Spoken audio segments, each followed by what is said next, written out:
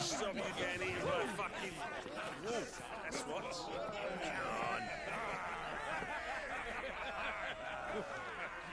One would never guess that these people stood on the brink of war. They're afraid. They turn to drink to forget their fears. Anything you want to forget?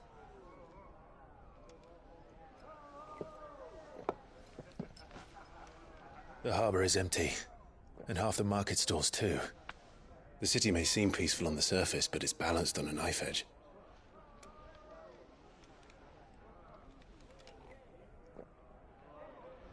Were we to give it a nudge, it might be just the distraction we need to reach the Mother Crystal. I thought you might say that. We should send for Gav. We'll need someone to keep the fires we start from going out. And we can busy ourselves scheming until he gets here. I'll send a Stolas then.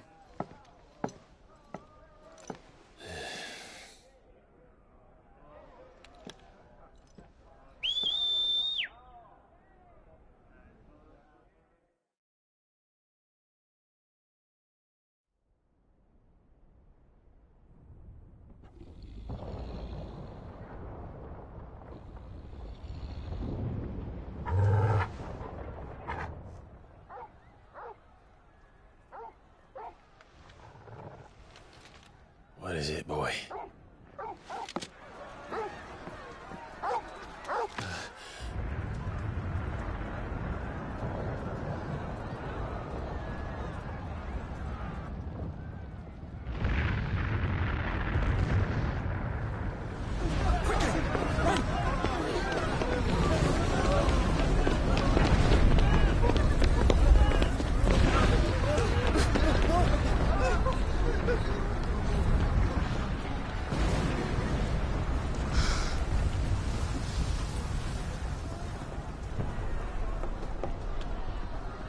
What's happening? I don't know. Torgal!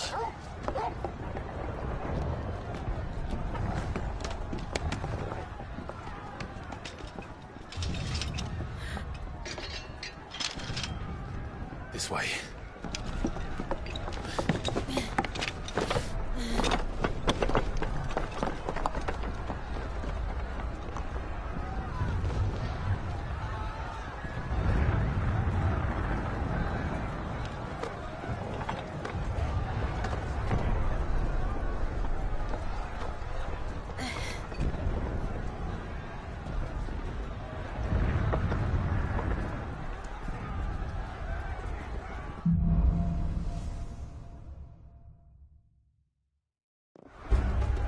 The city's on fire.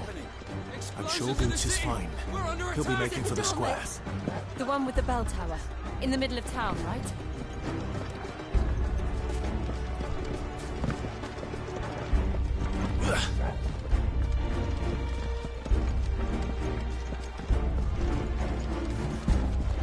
Guard, watchman or sentry is to be slain on sight.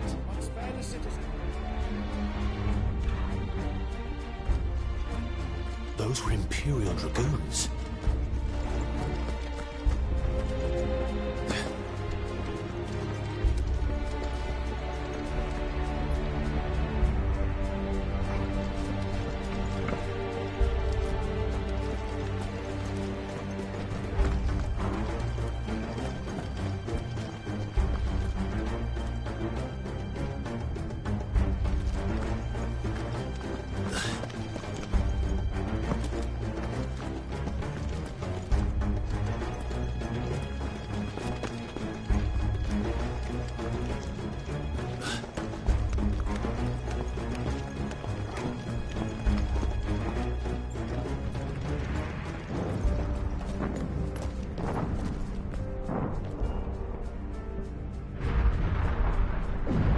What in the hell is going on?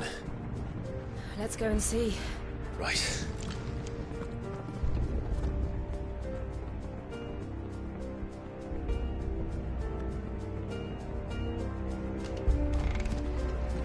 But first we find Goots.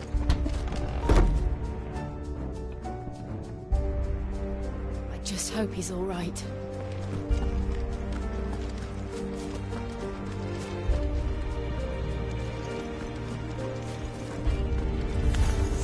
You there! Identify yourself! We have to.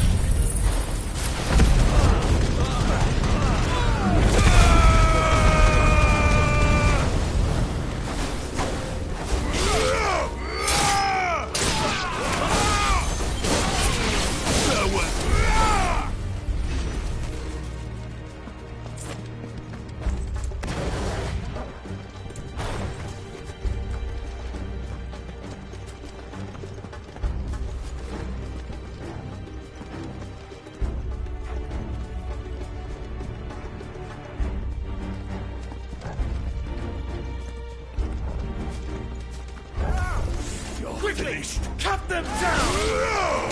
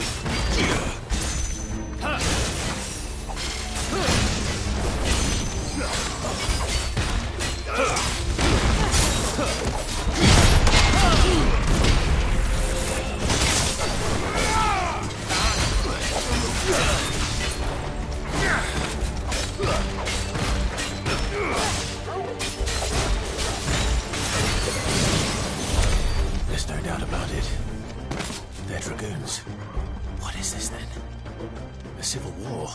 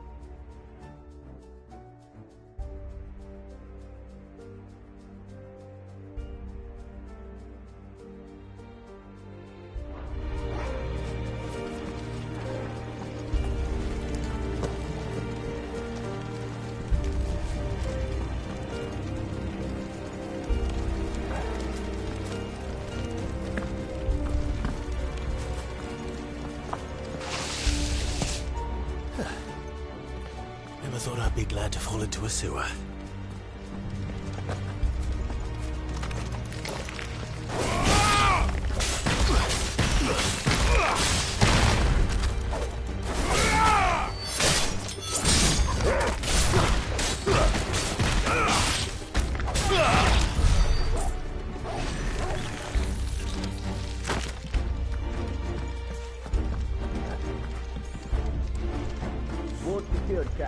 None of the empty forces remain. Hey, gather the men! We press on to the council chambers. Yes, Captain.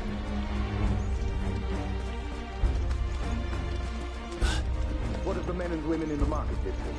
The evacuation is complete. Good. Then all that remains is the throne of the Templar.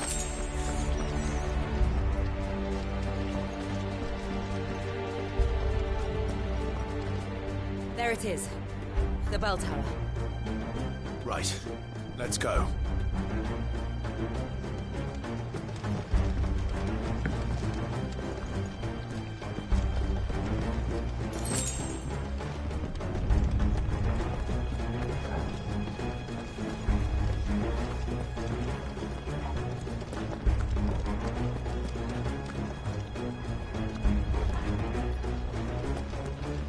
Ah, a goods lift.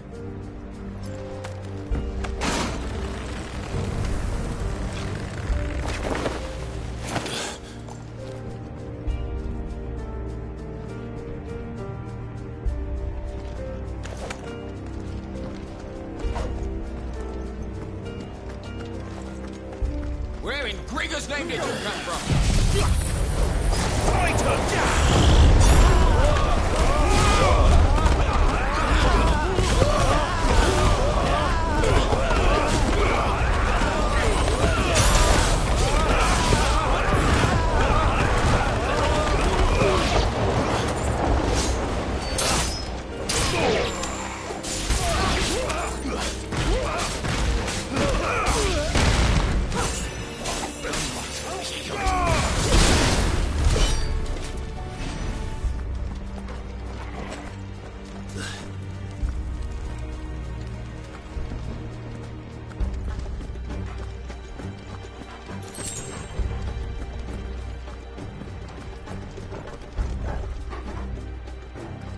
Intruders!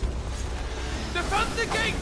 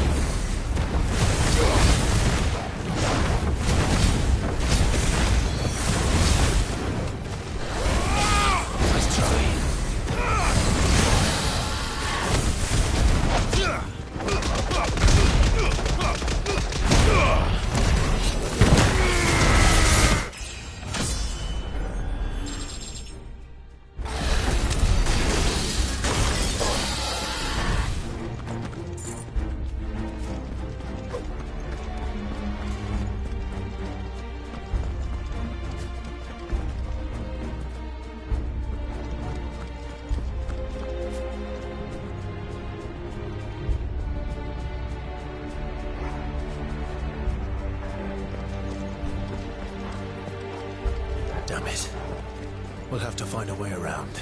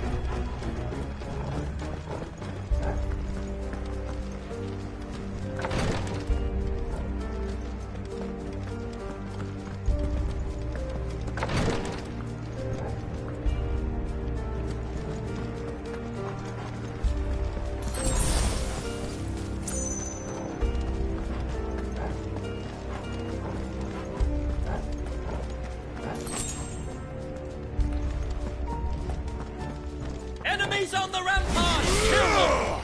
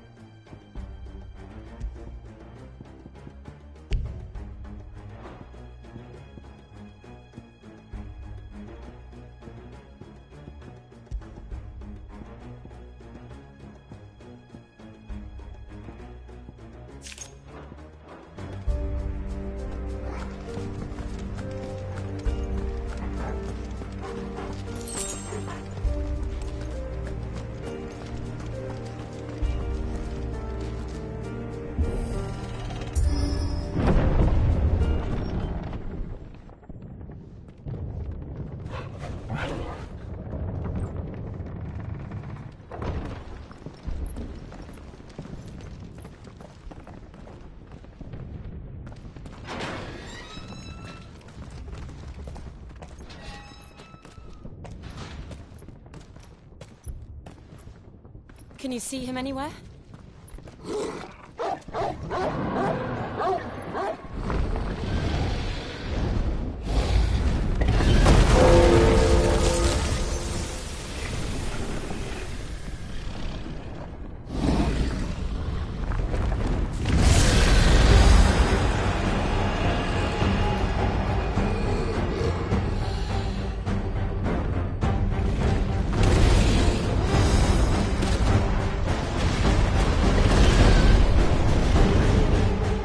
It must be one of the Dragoon's pets.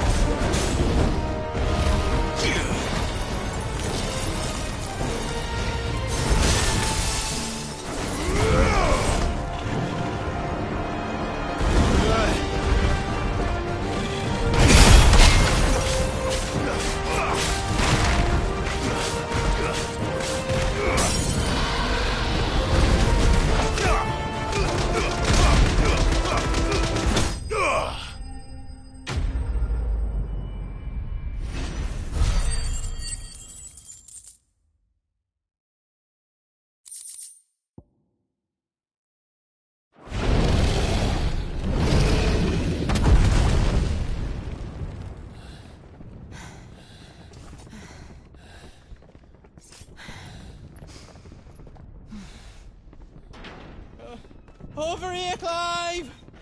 Are you alright? Goods, there you are. I didn't know there'd be a dragon.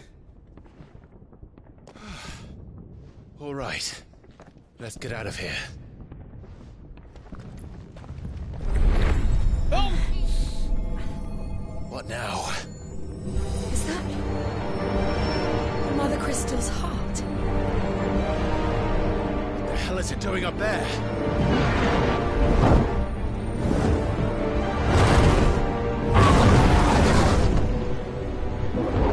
Bahamut.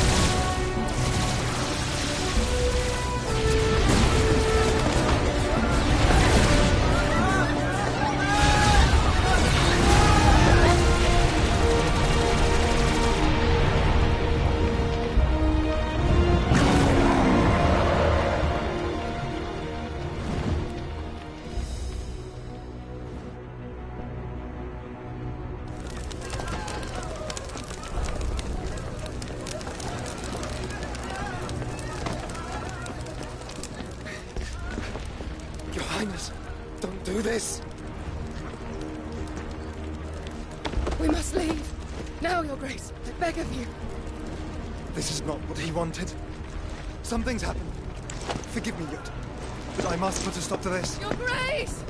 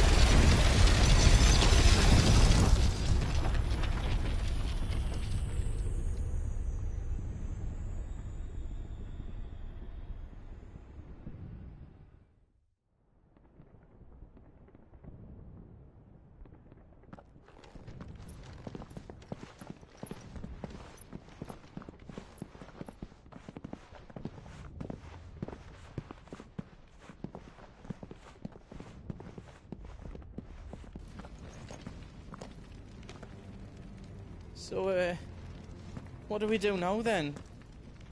We destroy the heart. But he might come back! As soon as the flames die down, the Imperials and the Dalmex will move in. This may be our only chance. And Bahamut has gone for now. You should get as far away as you can, Goots.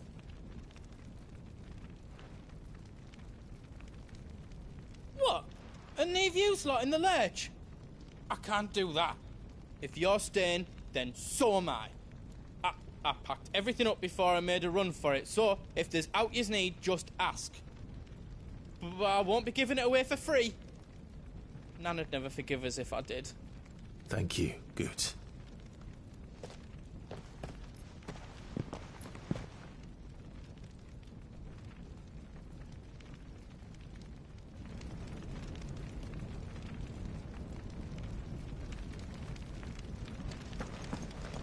Do yous need out? Whatever yous need, leave it to me.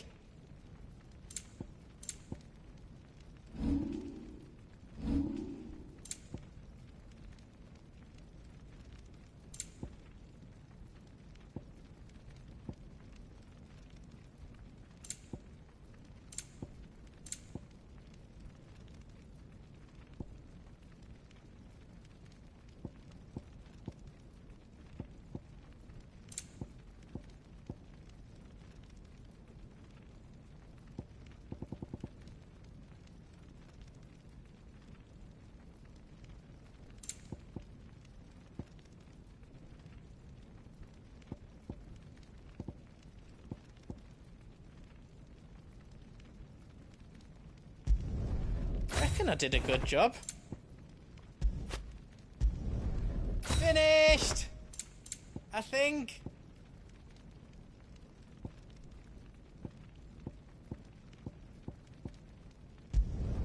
Did I do it right? That's 10 times better than it was before. I hope you like it.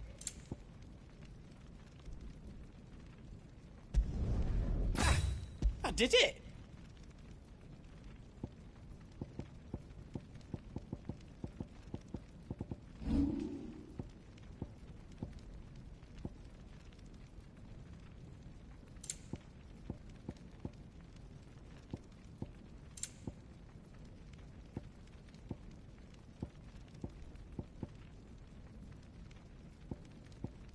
Is all done then? No.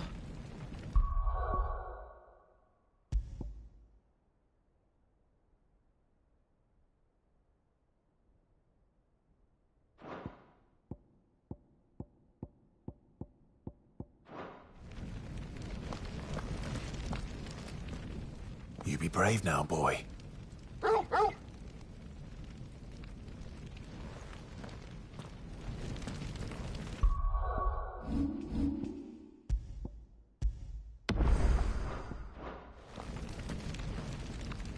Drake's tail is right there, Clive. It's time to free Storm from the Crystal's curse.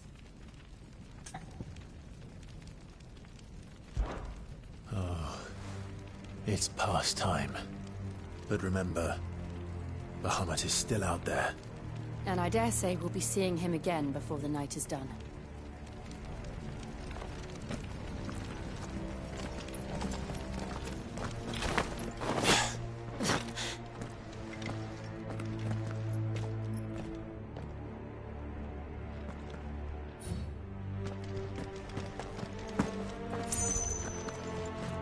No more roads. We'll have to find our own path.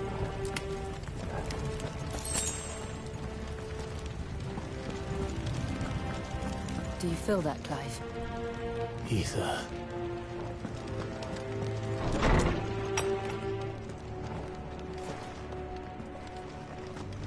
Just what we need. Another flood. It's already turned them. And there's no reason to hold back.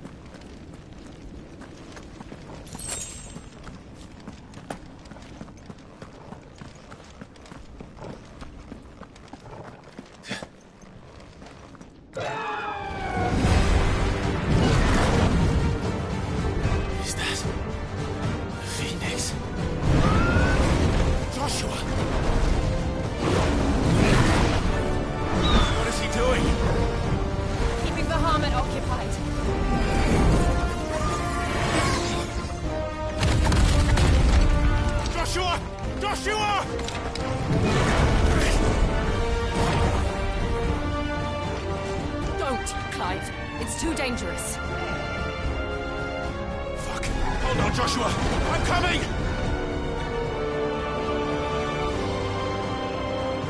We have to save him. And we will. We just need to keep moving.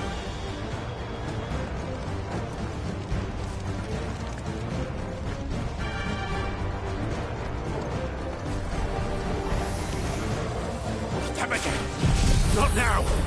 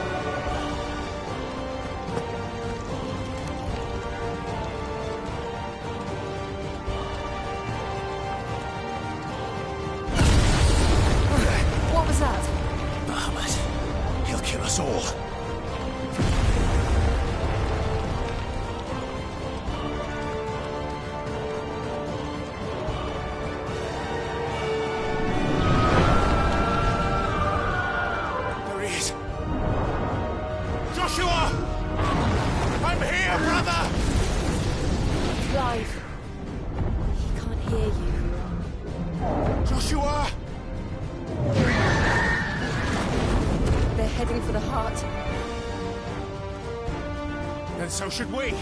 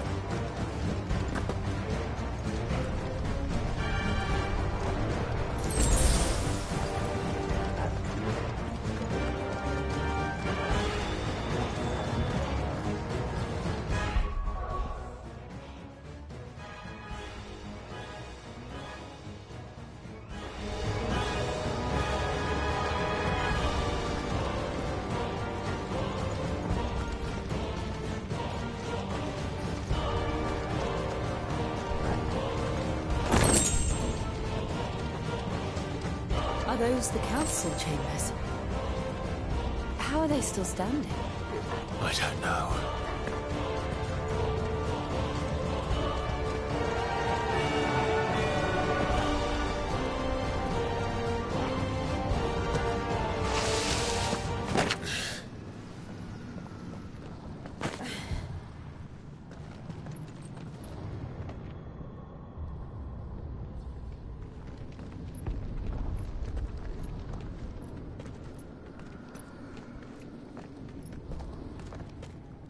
He'll be all right, Clive.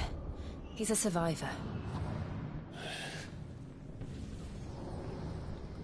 We're getting close.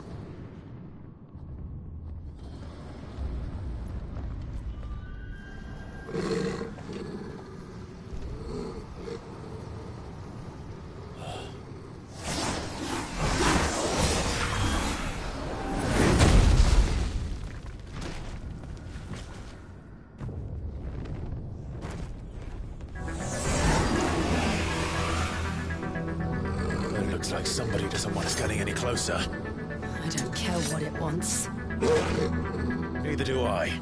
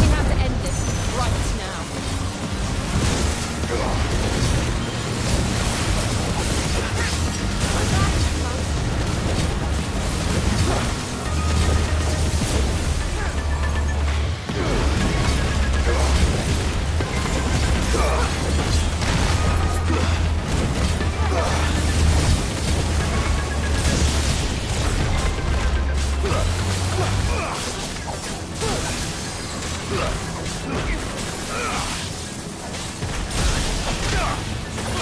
done.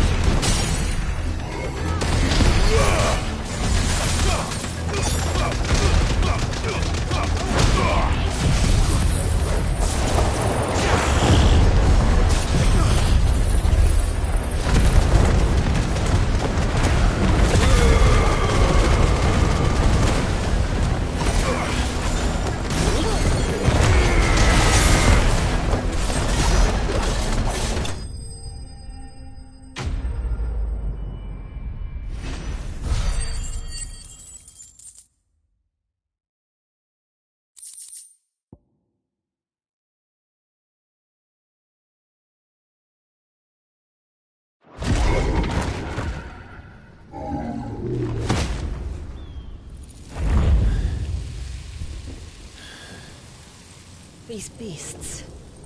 they're getting stronger. We can think about them later. Right now, there's only one thing we need to focus on. The heart.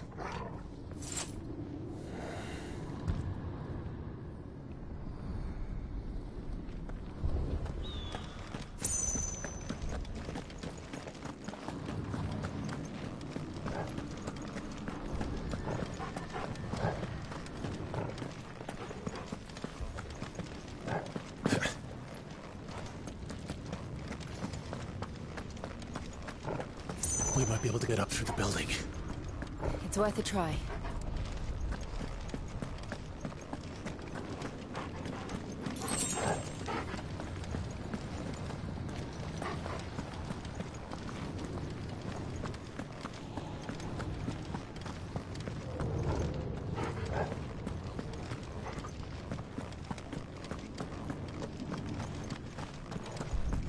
Quiet. There's someone up there.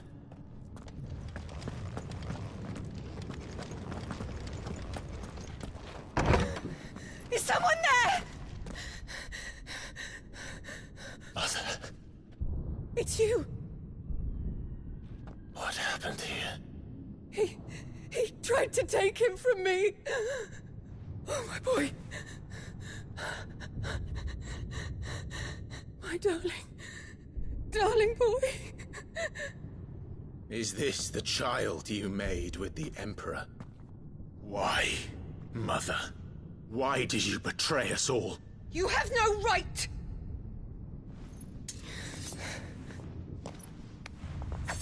Answer him.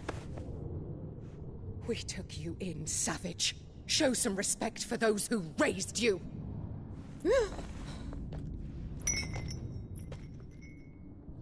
Honorable Elwyn, always thinking of his precious homeland. But what worth is a homeland in a world beset by the Blight? Father did not seek to protect his country. He sought to protect his people. A leader's duty is not to protect his people. It is to protect the source of his sovereignty.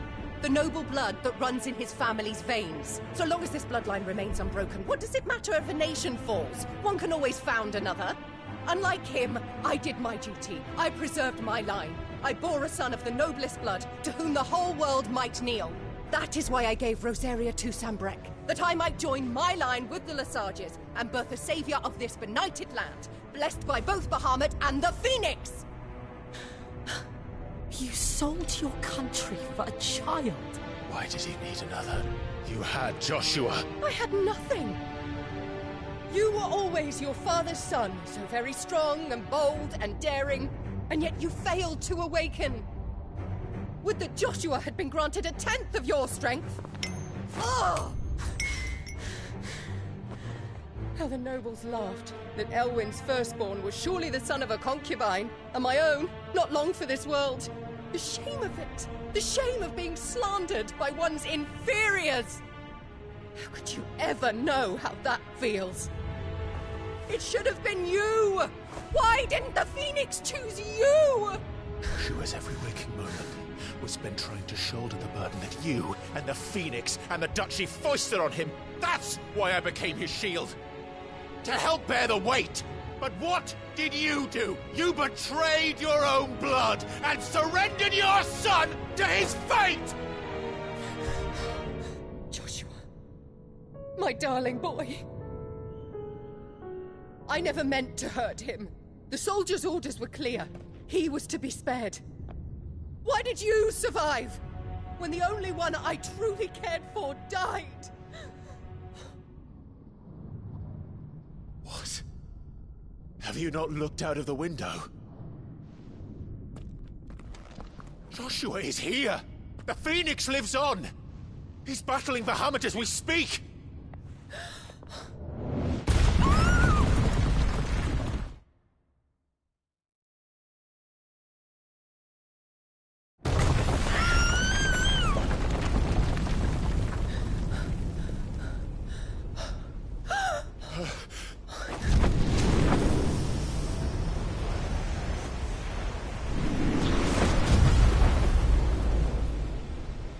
Joshua!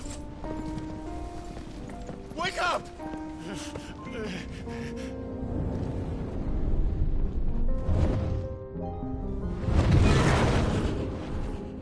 I am a shield of Rosaria.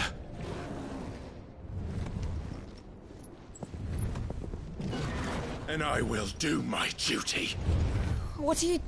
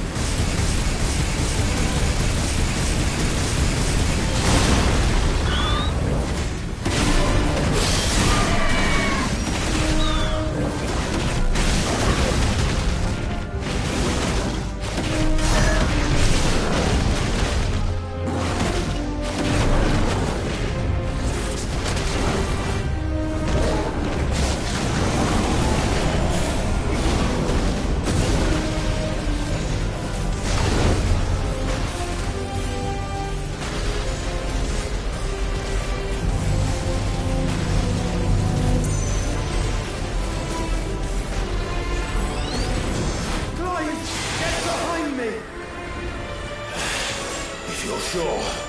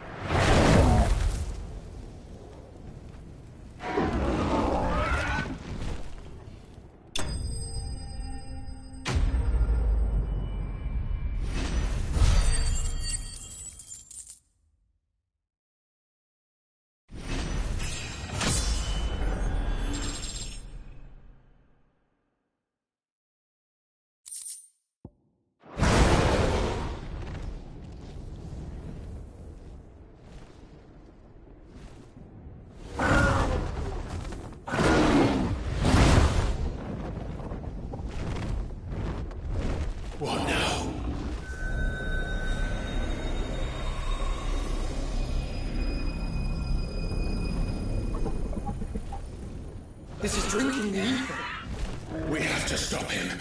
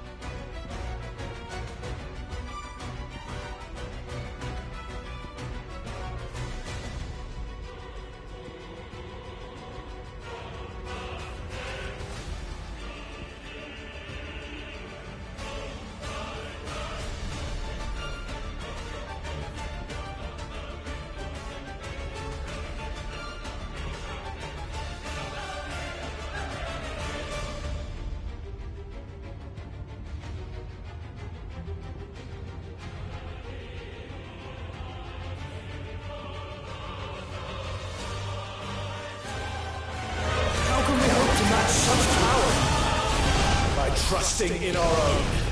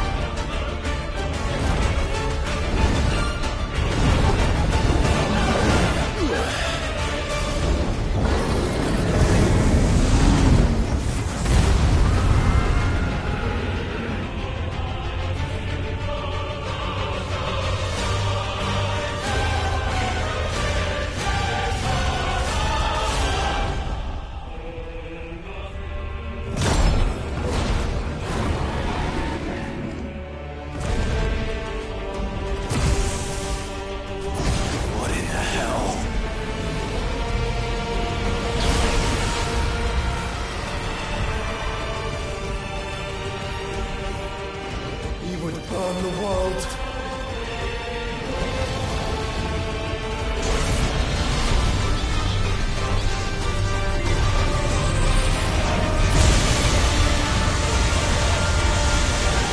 Not today. Come on, Joshua!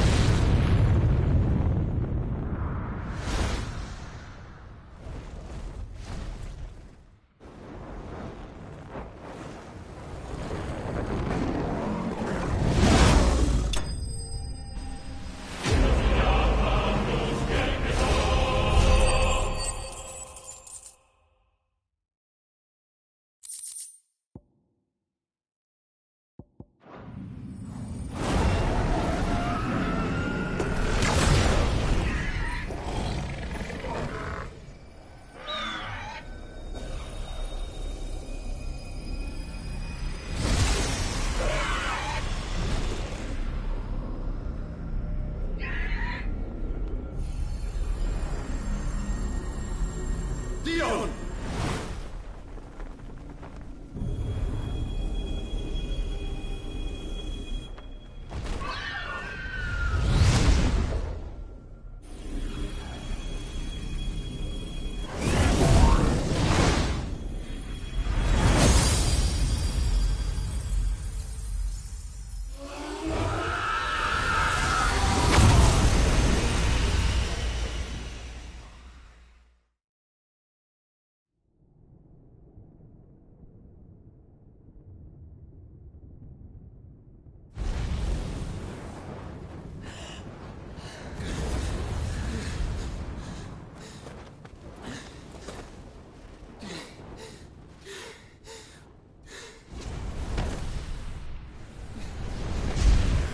Joshua! Clive!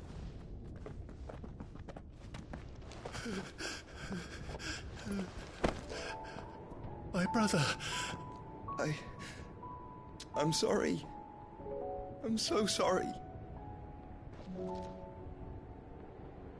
You're alive. We both are. Nothing else matters.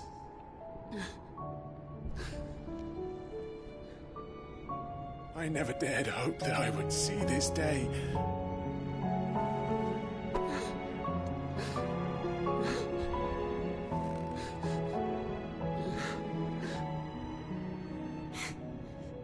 Reunited at last. Jill.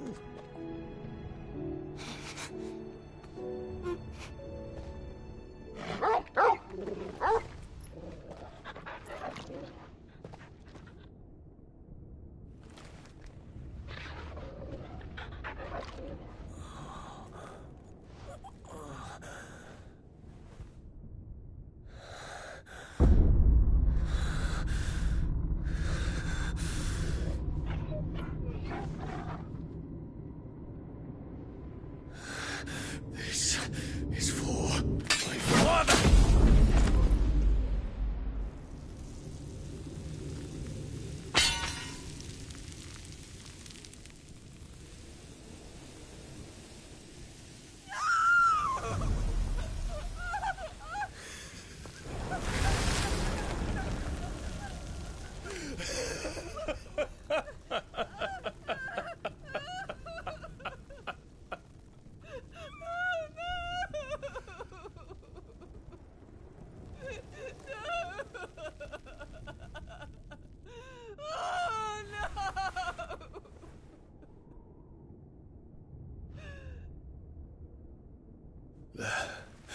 It is done. The demon that would tear our house apart is no more. Father,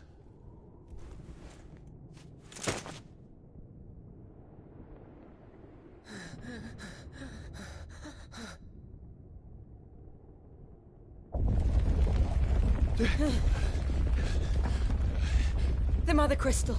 It's collapsing. Right. We need to leave. No. Wait.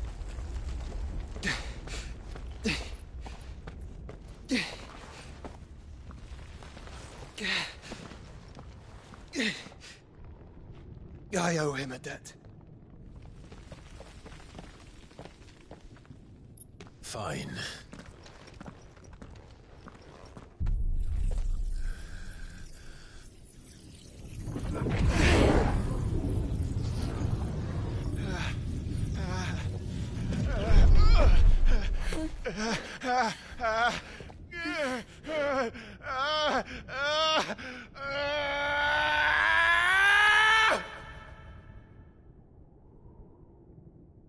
You there.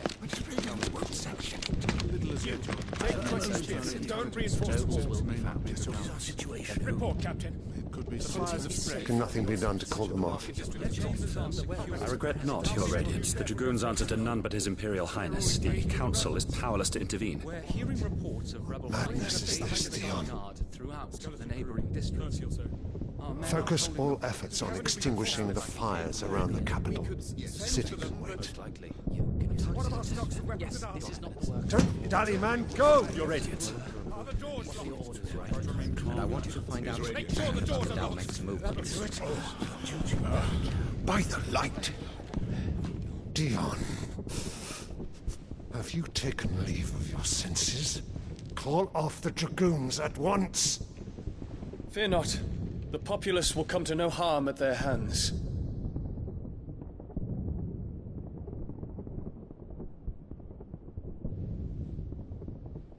I am here to save you, Father. Save me?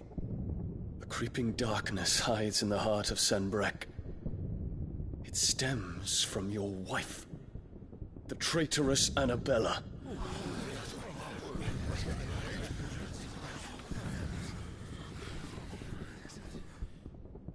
Not another word, Dion.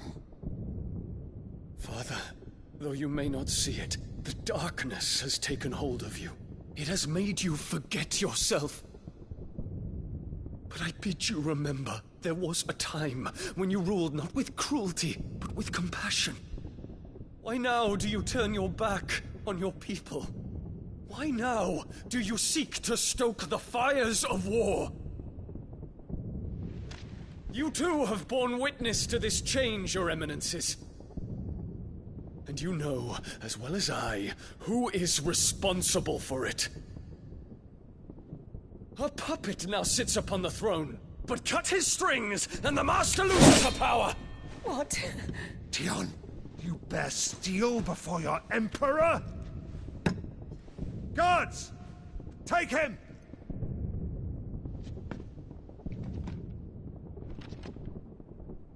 For every citizen who falls, another can be bred. For every home that burns, another can be built. Those were your words. But when the last of your citizens has fallen, and all of their homes have been reduced to ash, what will become of your empire, of its rulers, of your god? As the Mother Crystals crumble one by one, and the Blight sweeps in to claim all that we hold dear, our people look to their Emperor for protection. Yet he labors not to secure their futures, but to seize what is left of the twins for himself! Even if it should come at the cost of everything his loyal citizens have labored to build! Dion, you must understand. A small price to pay, is it not? You've been blessed with great power, Dion. Enough to win me the world.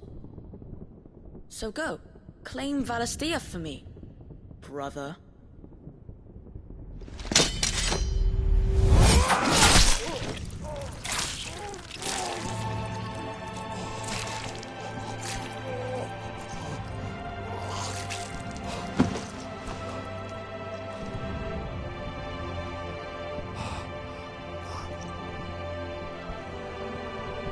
Dion.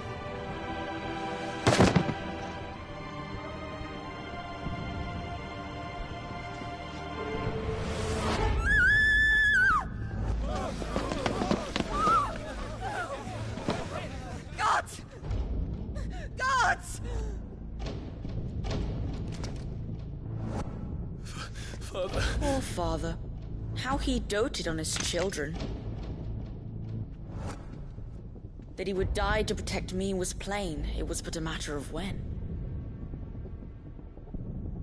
You planned this? You did well to endure so long. But you broke in the end, as I knew you would. And now Muthos approaches. Put him to the proof. I would see if he breaks. Go, Bahamut. Kinslayer.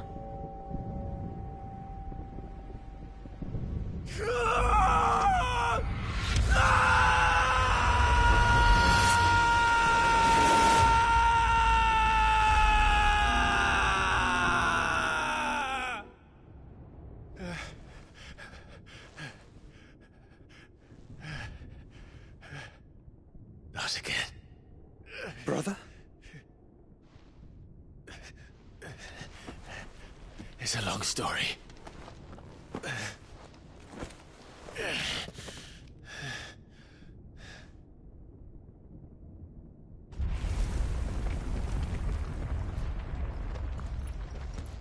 You cannot stay here, Mother. Come. Take my hand.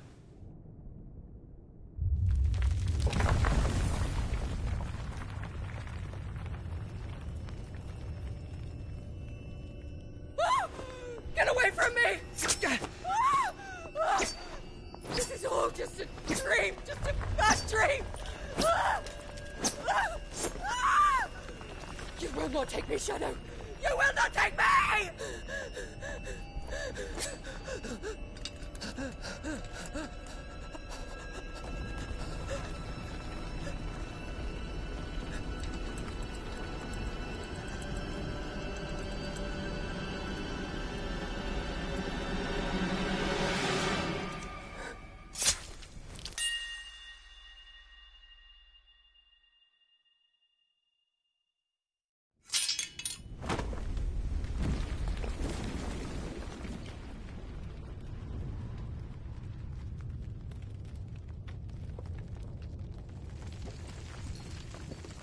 Mother.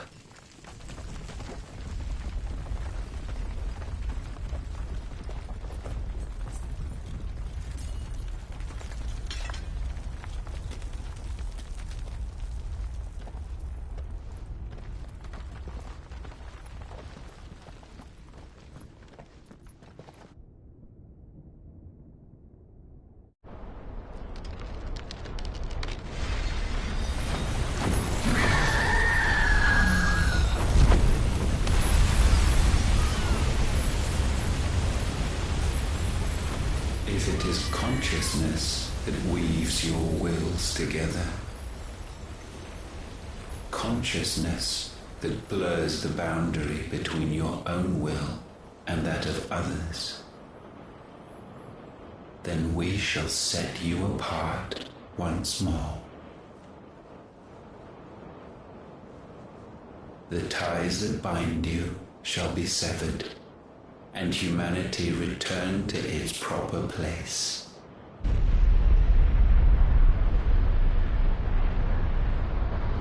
By primogenesis shall a new age of reason begin.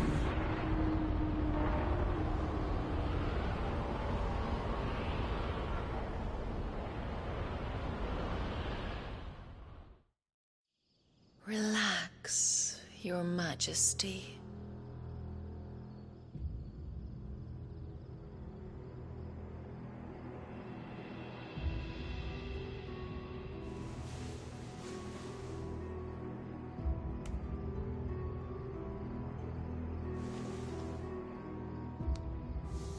Don't you want to play? It's been a long time. If that is your wish. Men, you are as meek as all the others.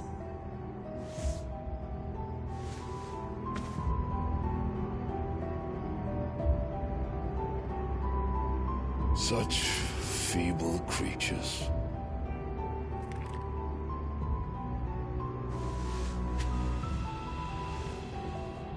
Gifted the power of icons, yet slaves to fickle emotions which usher you to your doom.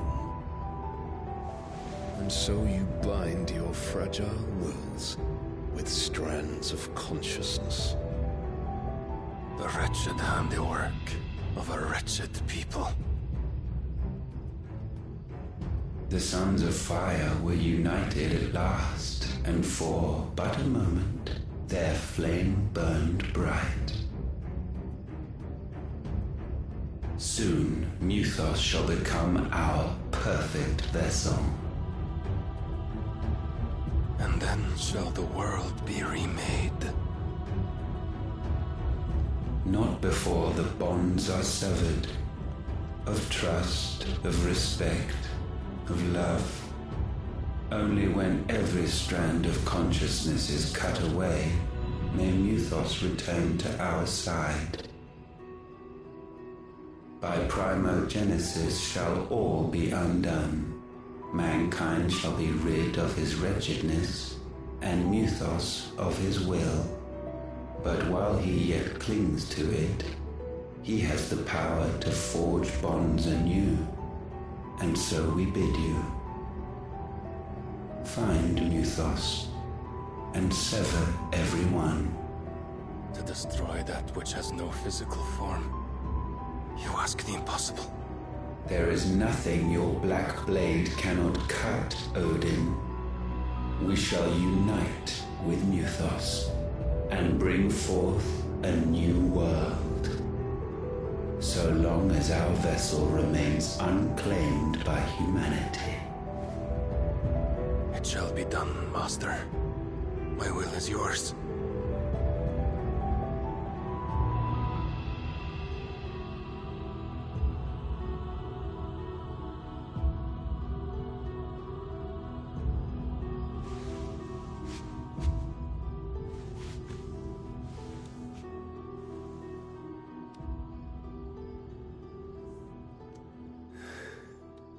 Mother.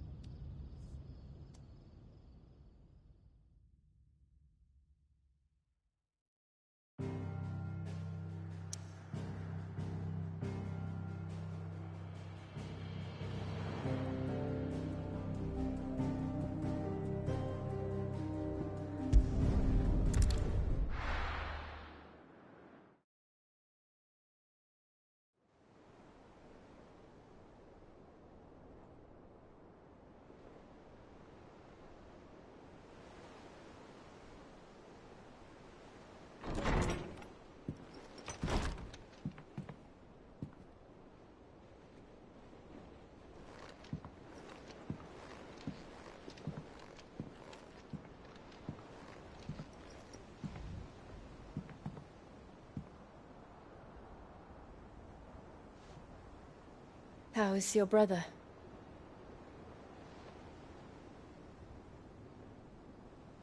Asleep since I returned from the Dominion.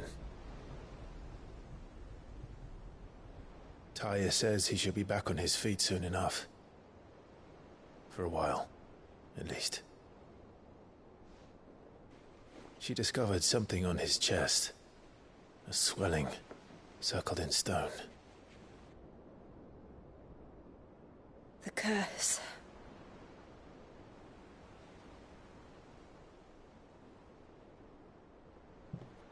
For every mountain we climb, another rises up to greet us, doesn't it? It's never ending.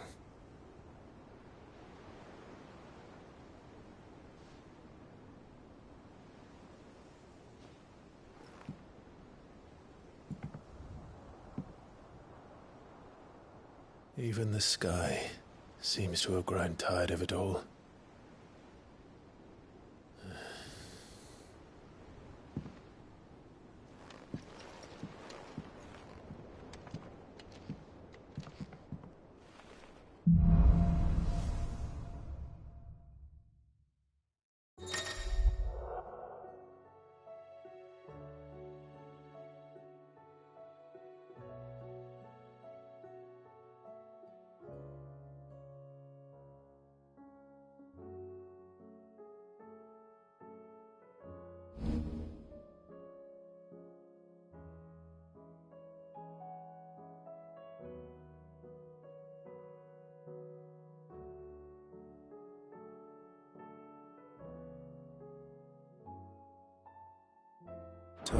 happy if I disturb Joshua.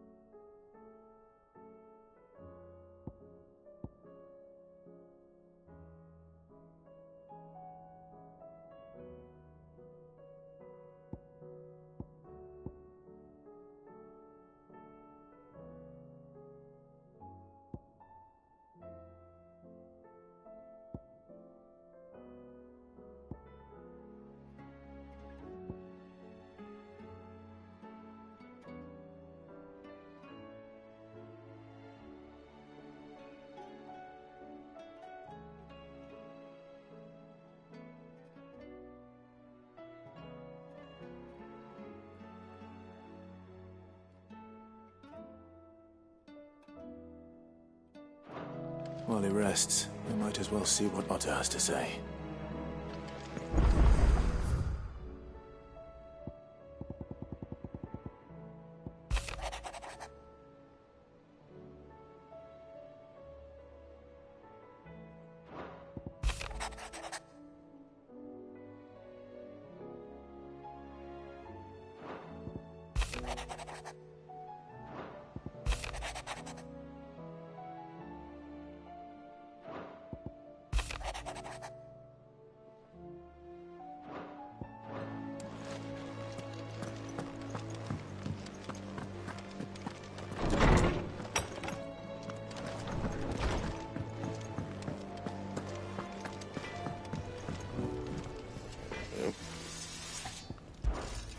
What do you want?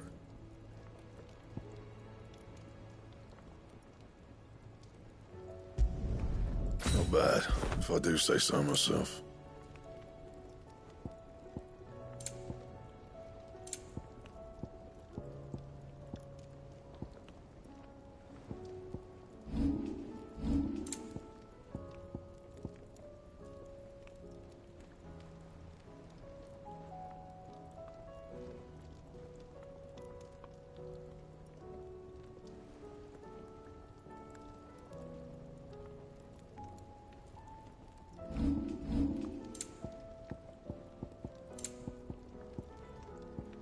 Anything else?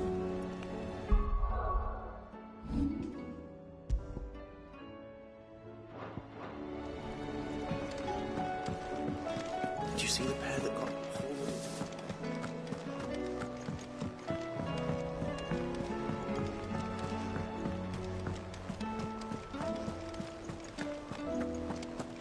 Did you see that? Tell me you saw that.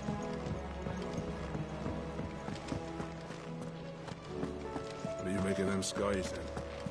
The lone one is what? How may I help you today, Clive? You earned this. Sorry, but you're not quite there yet. Best of luck out there, Sid. Otto, how fares the realm? The realm? Oh, she's just fine. As long as you look past the fat storms out mother crystals and her skies are a roiling cesspit. And Gav? He's with your uncle in the Free Cities, helping Mid with her project. Sent an owl their way the moment the winds turned foul. Still waiting on a reply, though. Do you have any good news? Well, that depends on your definition of good. All right, fine. What do you suggest we do? Oh, no, I'm just the messenger. I leave the scheming to those more suited to the task. Could be that Lady Vivian and Old Tomes have their own thoughts on the current state of things. Could be that they don't. It certainly can't hurt to ask. I suppose not.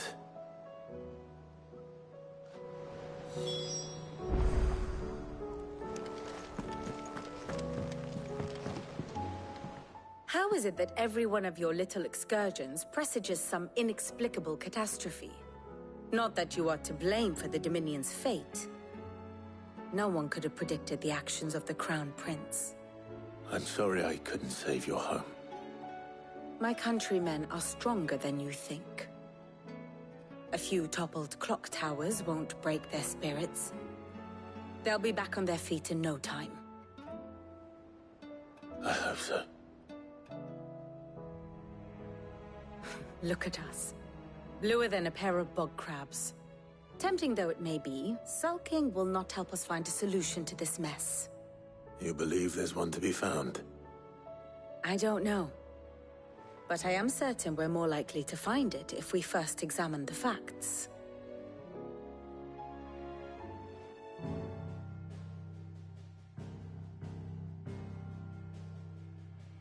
Beneath these darkened skies, fear and confusion reign over Valisthea.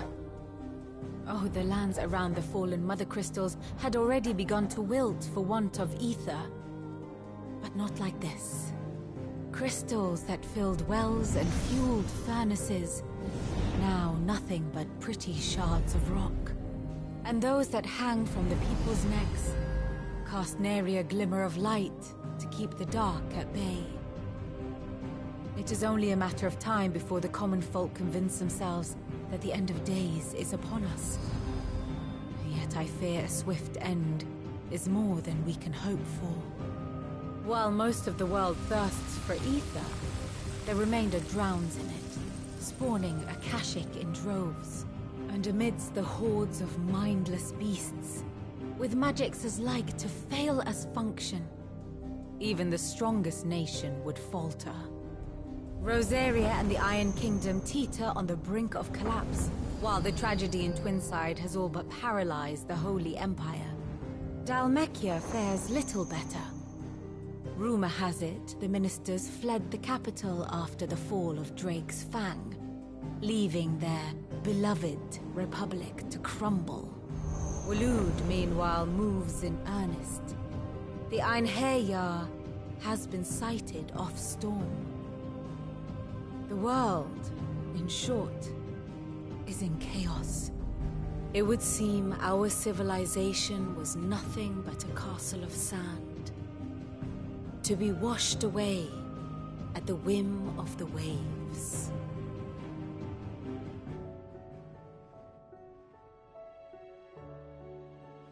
A castle of sand. Not my best flourish, but it seemed fitting. The reports I've received are considerably more blunt in their appraisal.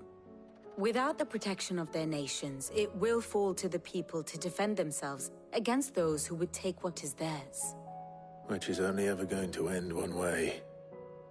Defending a farmhouse against a band of chocobo thieves is one thing, but pitchforks and palisades will do little to stall an army's advance. Should the King of Waloed deign to invade, there would be none to stop him. None but us.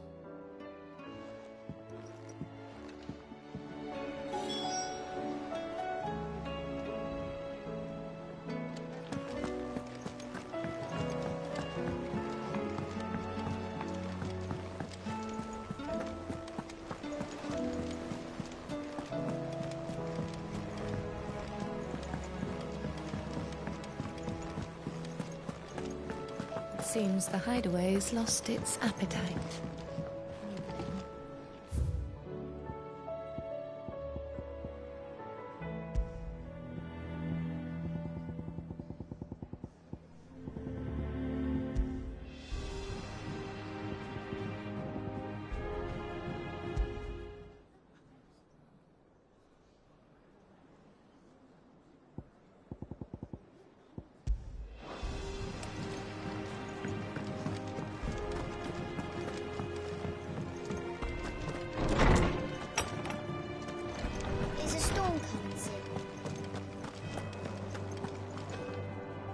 Let me guess.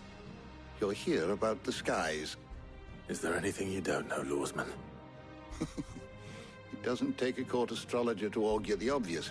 As for what has disturbed the heavens, that, I believe, is a question the Fallen might be better placed to answer than I. And on the 6th day did the gods tear the sun from the firmament, visiting darkness upon their prideful sons and daughters. But I dare say you remember your childhood lessons on the sins of Zemeckis only too well. You think they're connected? That Ultima was one of the gods responsible? Well, he has certainly exhibited powers that we mortals would associate with the divine. There is nothing divine about him. But he wouldn't be the first god of whom that could be said, now would he? Yet for all the fairy tales that tell of the sins, there is almost nothing in the way of actual historical accounts. Had I the Journal of Moss the Chronicler, I may have been able to tell you more, but alas, I fear all remaining copies have been lost to time. You will forgive me, I hope? Certainly not. Because there is nothing to forgive. Even without this journal, you've provided us ample wisdom. And we will always be grateful for it. Perhaps Otto will be more inclined to share his thoughts when he hears what the others had to say.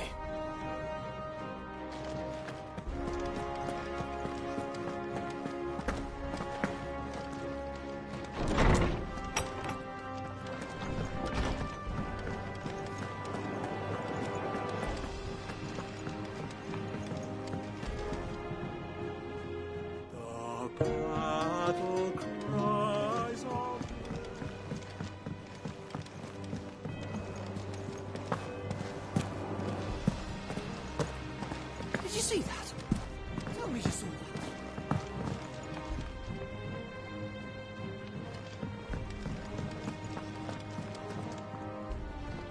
Clive, we have a problem.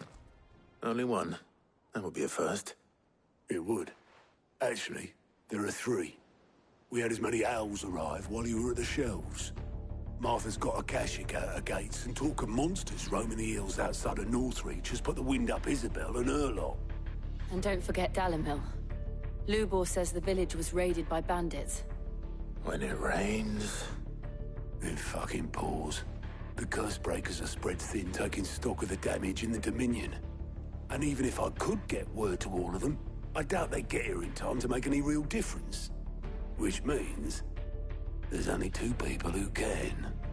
Jill and I. Let them know we're on our way.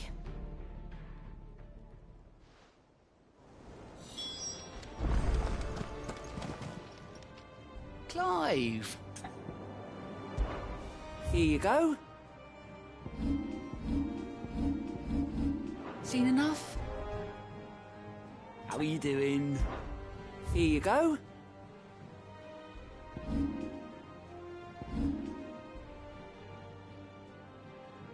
Always something in there.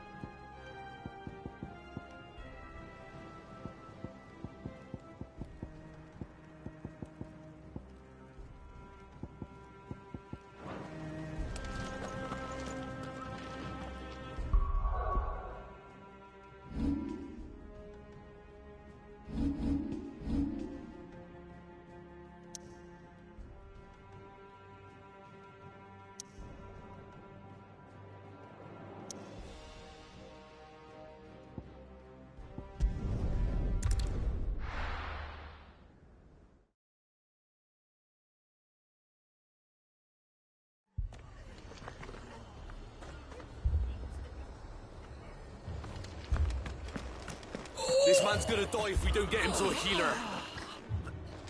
But all our beds are taken.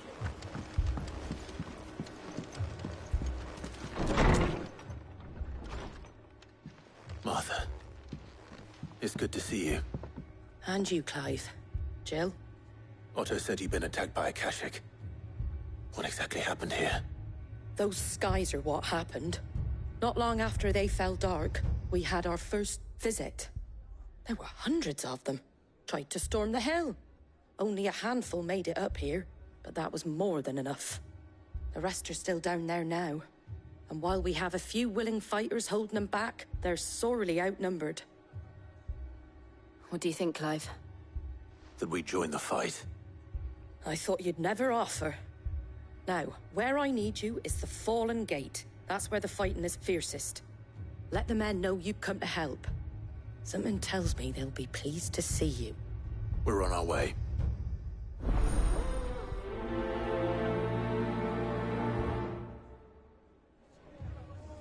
Do you think there are as many as Martha says?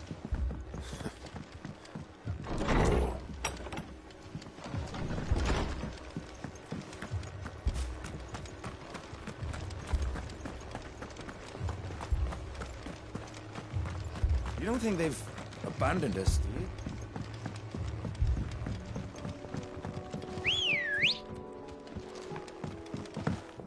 Good girl.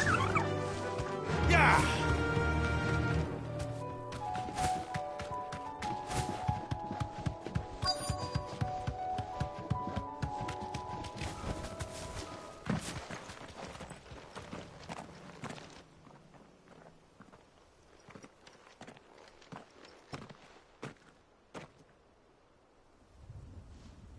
Clive, wounded.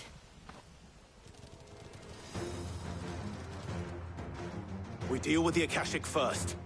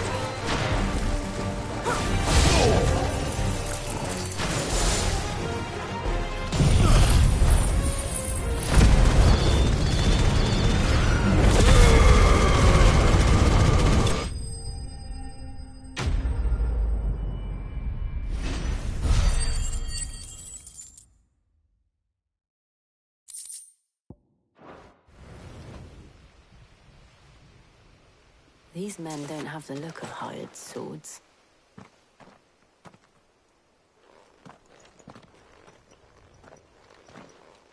If you've come to rob this place... You are mistaken, my Lord Rosfield. We're here by Madame Martha's leave. How do you know my name? Forgive me, my lord. There wasn't time for introductions. We're with the Guardians of the Flame. Wade's men? But how did you come to be here? Where is your commander? Sir Wade left earlier with a scouting party to find out where the Akashic were coming from. Did he? Take your wounded back to the inn. Martha will see you're looked after. We'll join you anon.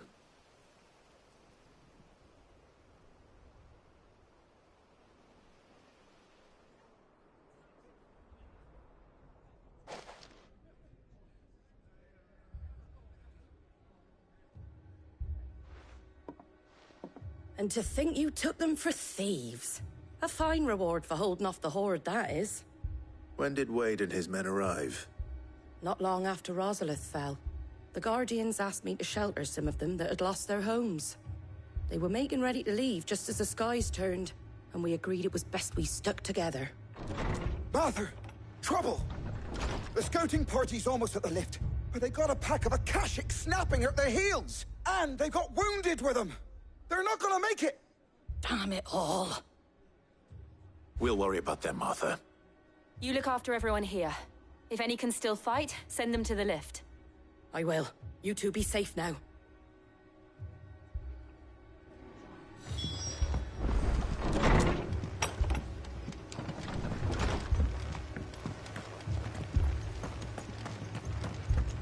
Moi. How do?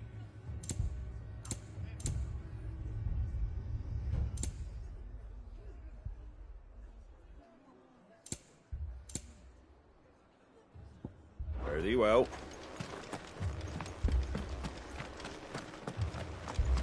Mad dogs.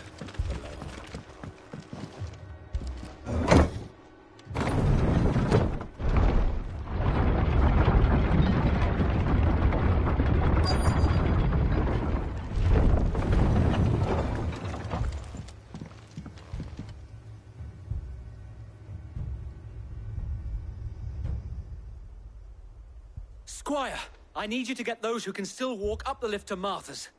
But what about... I didn't ask, Oscar. Sir.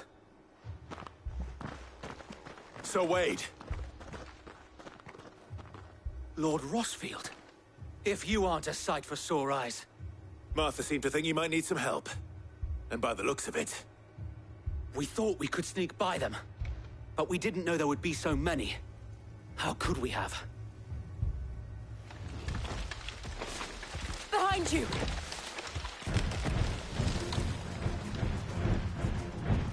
Damn it! We need to get the injured to safety. Do you think we can hold them off? We can certainly try. Are you with us, Sir Wade? Always. Then let's do our duty.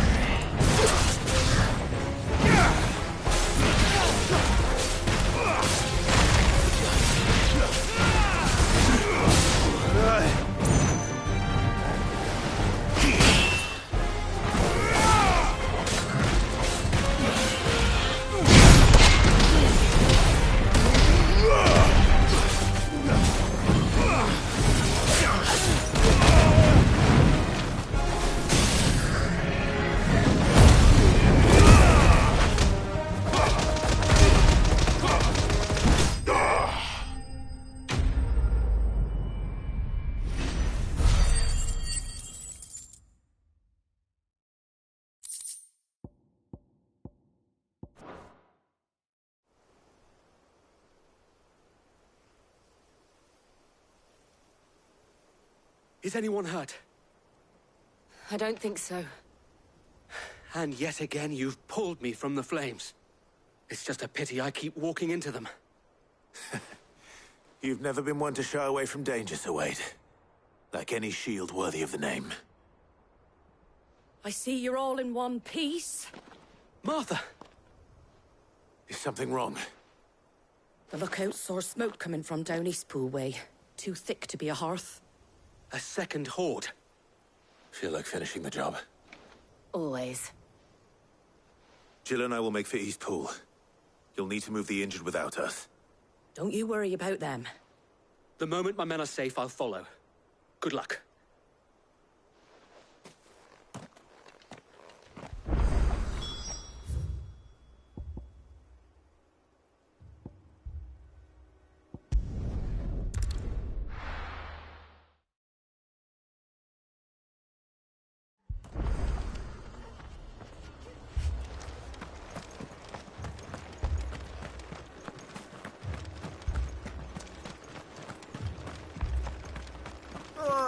Just patch me up as quick.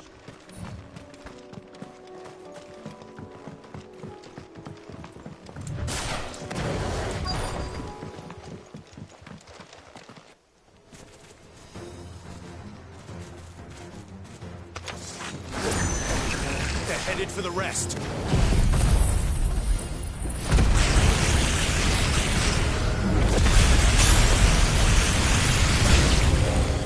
We have to slow them down. Martha and the others won't be ready.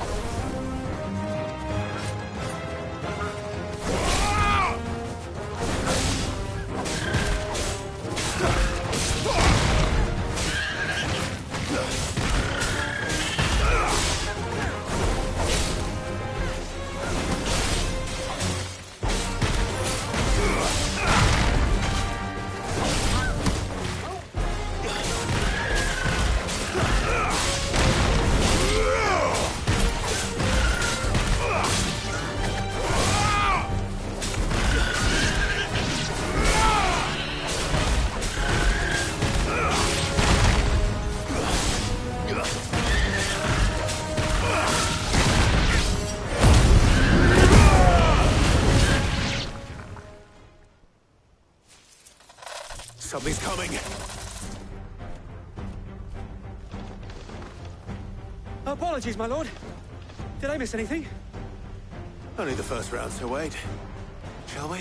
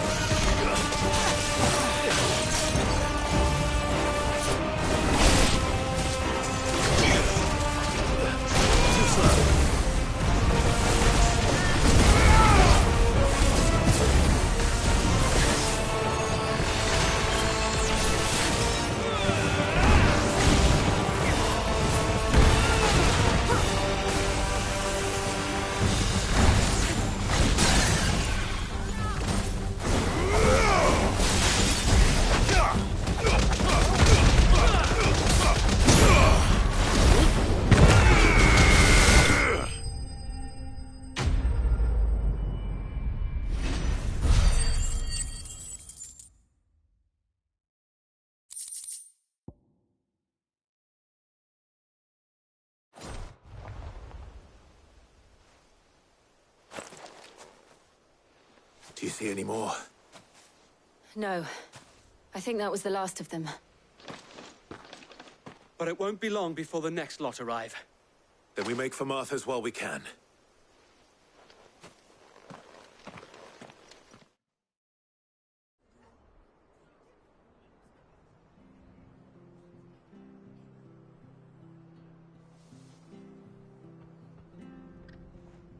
What did you find out there? The same as Sir Wade. Scores of Akashic. Well, wherever they came from, they're gone now. Our lookouts say the lowlands are clear. Hopefully we'll have enough time to lick our wounds. How many of your men were injured? A damn sight less than if you hadn't turned up. Thank you. It was a hard-fought victory. But as long as the skies remain dark, I fear the Akashic's numbers are only going to rise. It's not a matter of if the Horde will be back, but when. And whether that's sooner or later, we'll need to be ready. The inn here affords a good view of the land, and is easily defendable. I'd like to make this one of our outposts. What do you say, Martha? You'd have more men to guard the rest. Well, when you put it like that, of course they can stay.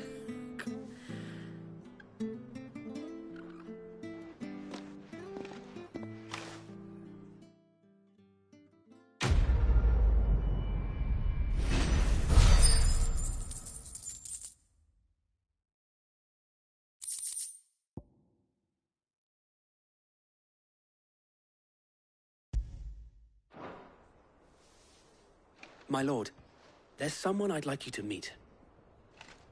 Oscar, over here.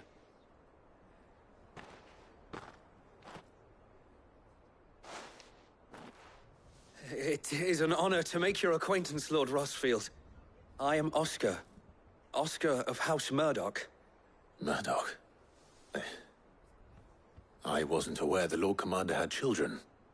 Oh, he didn't. But his brother, my father, did. I am Sir Rodney's nephew. Well, go on, then. It's not for me to ask him. Yes, Sir Wade.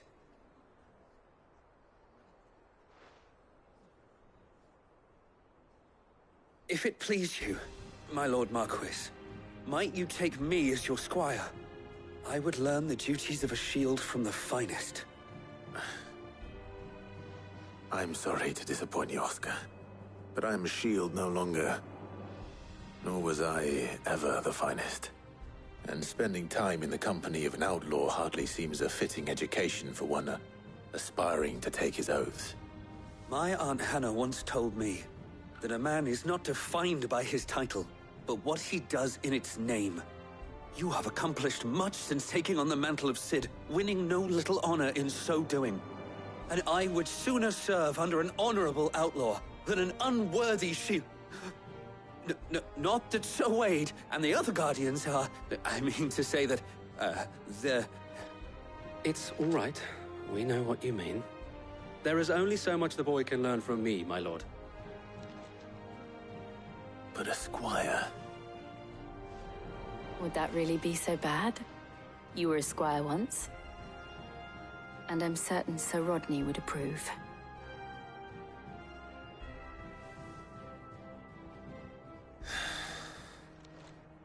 Know that I'll show you as much leniency as your uncle showed me. I would not have it any other way.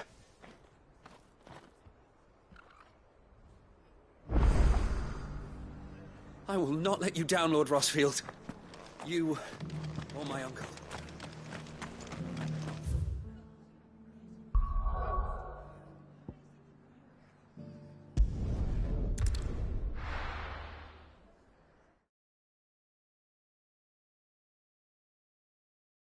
First we find Isabel.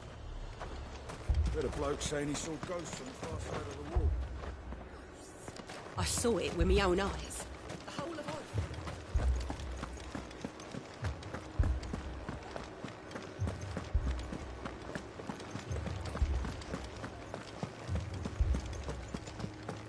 I can't do it.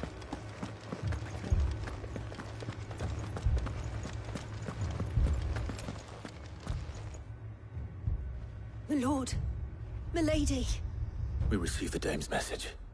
There have been sightings of strange creatures, I understand. With the blue eyes. Yes. Like a Kashik, but different. They've taken so many. I've lost count. Akashic, but different. Ultimus thralls. And what of your mistress? Is she here? Oh, no. She went to the garrison to ask what they were planning on doing about all this. Then we'll look for her there.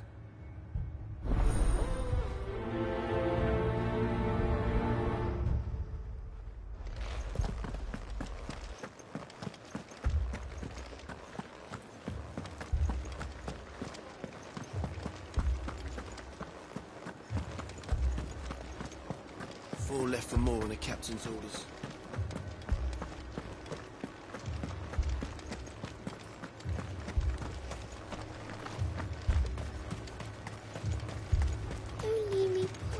Madame, please! Half the garrison's been slaughtered by those things. We lost the captain this very morning. We've tried requesting reinforcements, but there's been no word from the capital or the Dominion in days!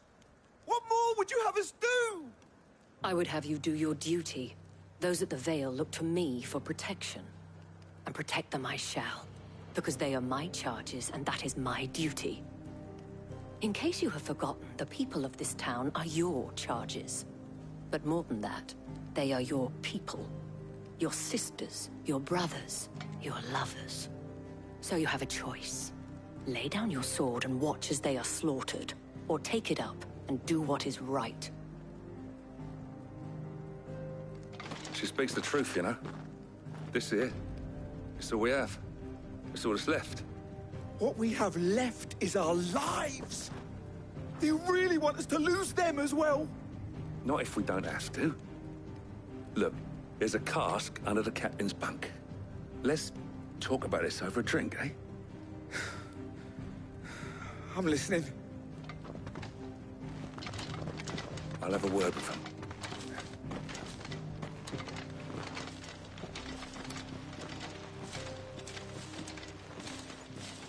Ah, Clive. I didn't expect help to arrive so quickly. And sought to take matters into my own hands. It was a noble effort. But I thought you might still need some support. How like you to consider my needs. What we need to consider is where the creatures came from.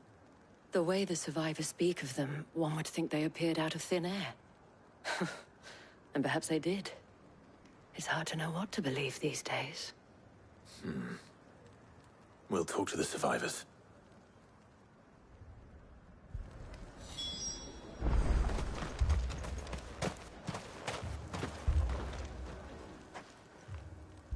You're a pikeman, yes? What happened? I've got family in Moor. I heard the flood was spreading, so I went to see if they were all right. And a pack of them glowing things found me in the meadow. I ran for my life. I never did get to the village. Leave that to us. My family! It's all right. Give me your arm.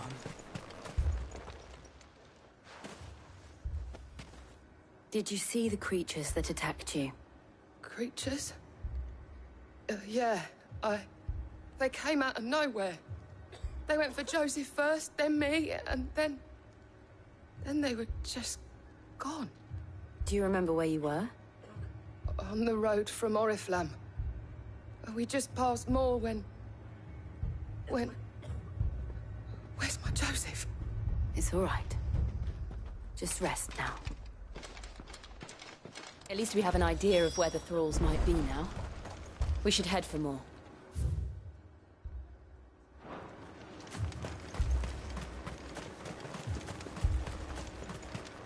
I assume you have a plan? We need to find out what we're facing. The captain lost his head because he never stopped to use it. If we reman the towers and fortify the walls, we might just stand a chance.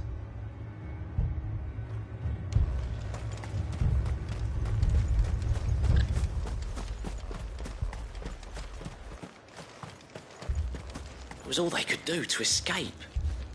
They'd just left the bodies there in the flood.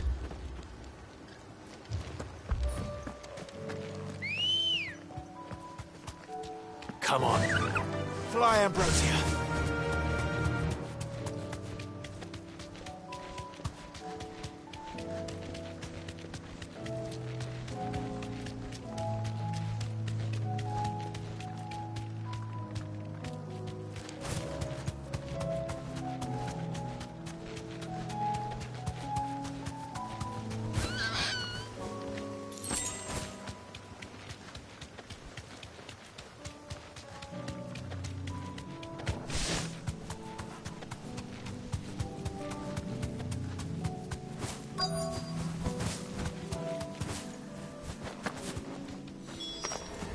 Clive, look!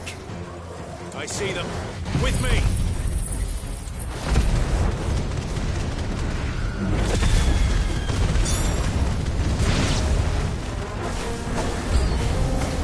Should I drive?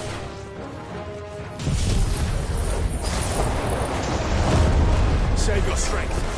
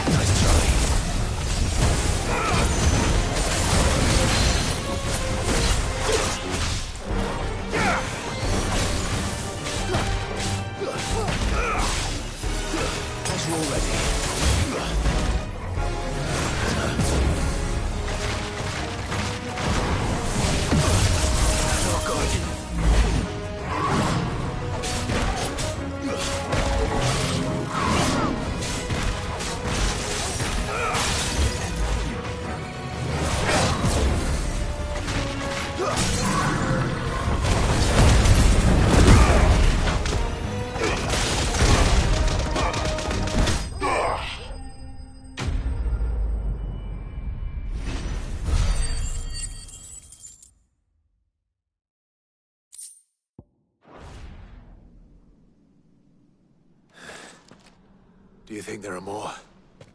There are always more. But I'd say we've done what we can for the time being. Then we should let Isabel know.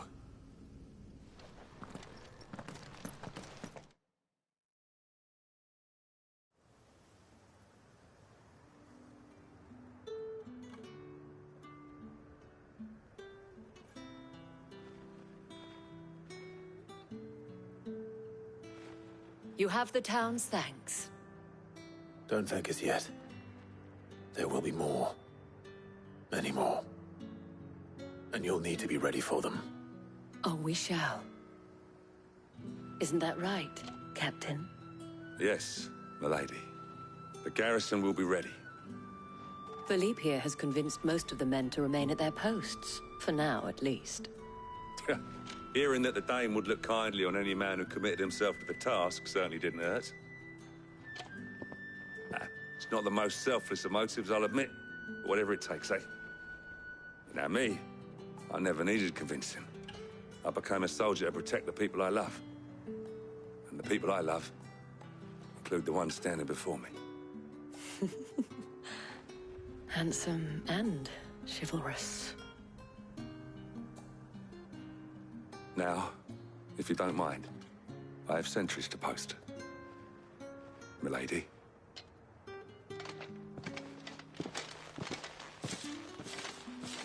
Lest you wonder, I'm not foolish enough to believe that this has solved all of my problems. But it has solved one, and that's one fewer than I had this morning. Thank you again, Clive.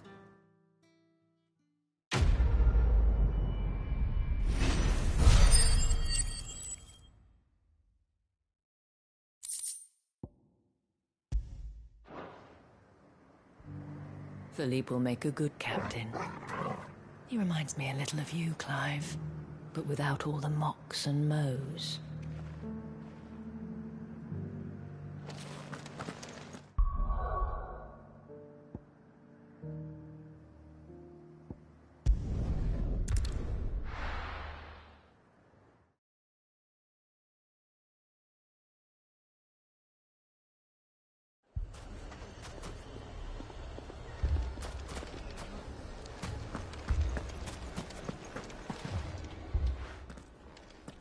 Sid!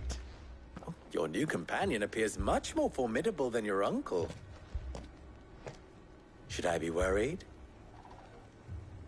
You haven't been introduced. Jill.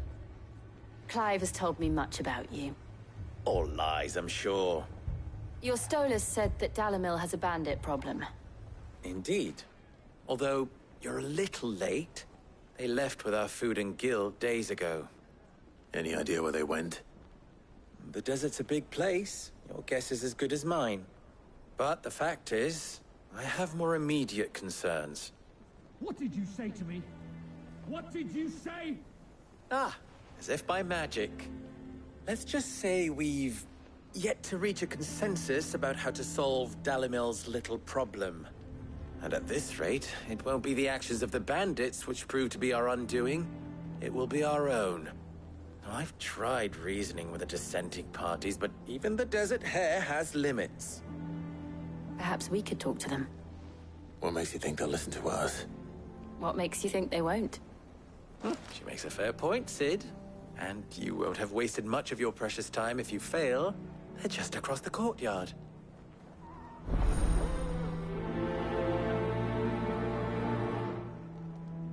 Suppose we just follow the shouting. Poor bastard. Couldn't run because of the weight of his load.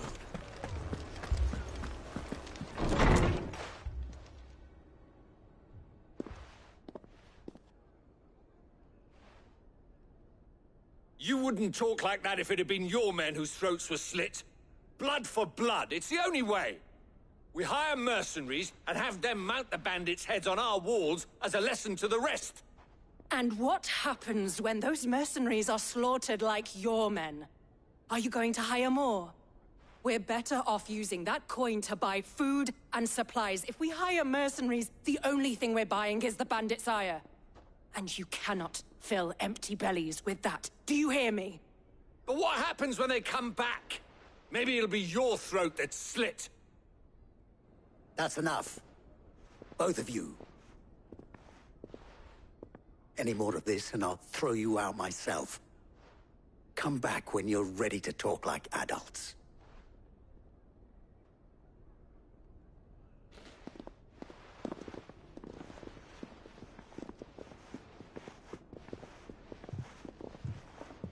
Victor. What's he doing here? Sid. And Lady Jill. What brings you here? I was about to ask you the same thing.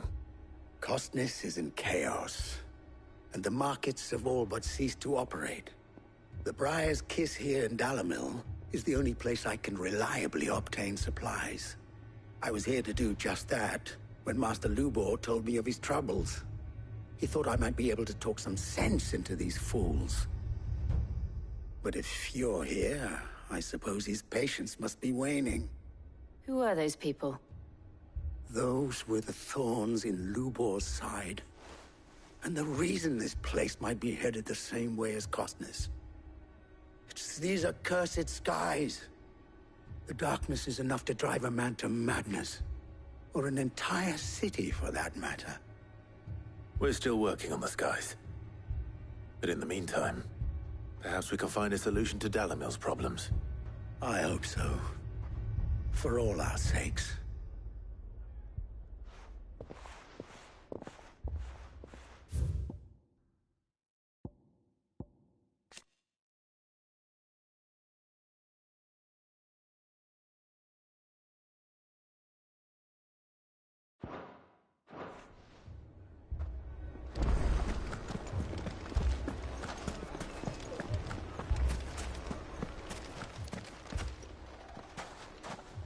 So, you see my predicament?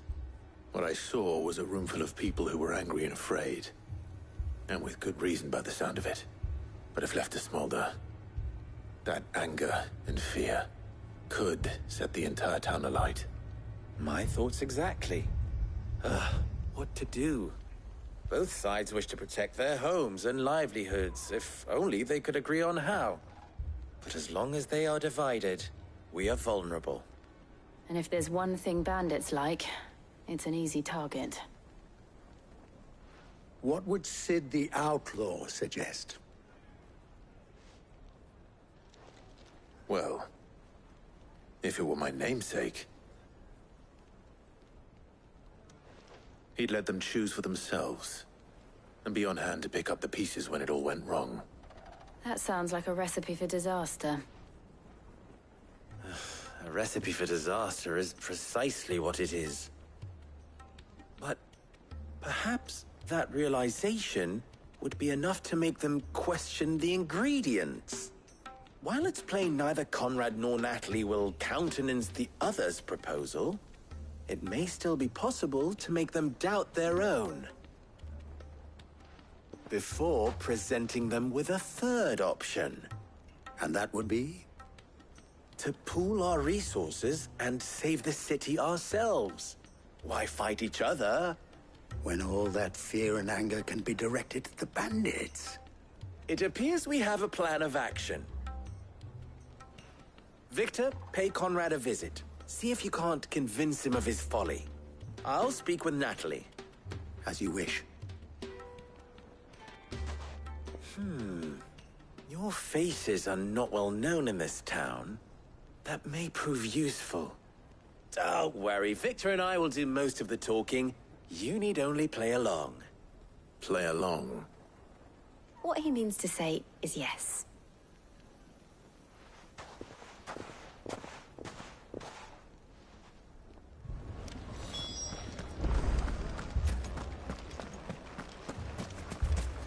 Picture it, Conrad.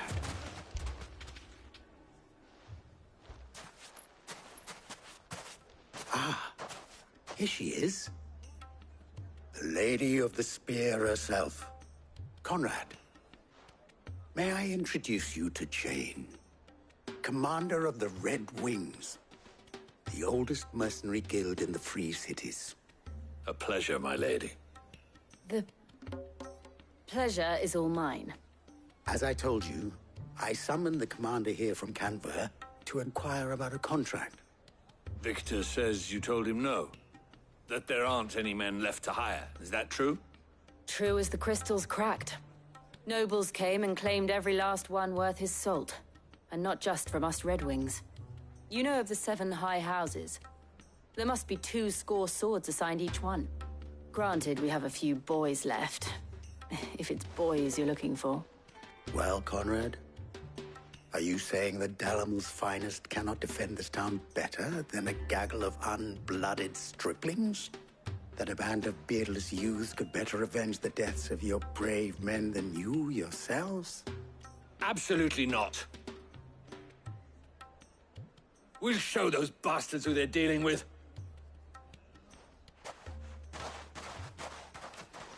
I can't believe that actually worked.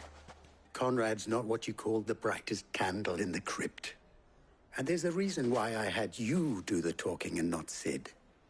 Well played, milady.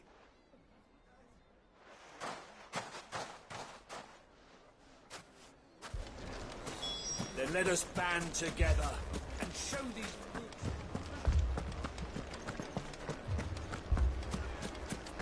My shop. If I had my pickaxe, I would... I mean, it may still be possible to buy some. Ah, here he is now. Natalie, allow me to introduce Lord Underhill of Randalar's prestigious League of Merchants. Lord Underhill. At your service. Underhill? I was just telling the good lady of our conversation, my lord, and how you were lamenting the state of the capital's stores. Lubor says that not only are the granaries almost empty, but that war and the Blight mean this season's harvest won't be enough to fill them for winter. Indeed, certainly that is the case. The nobles in the capital are buying up the city's stocks of barley and wine, driving the prices higher than most commoners can afford. It is only a matter of time before the peasants revolt.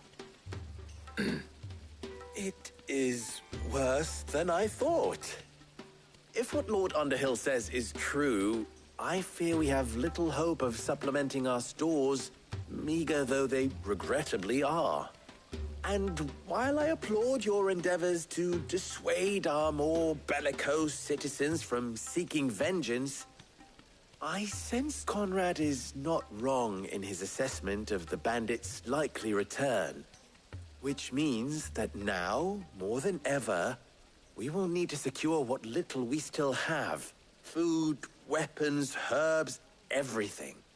If our humble town is to endure not only this hardship, but those that are certain to follow, we must stand united.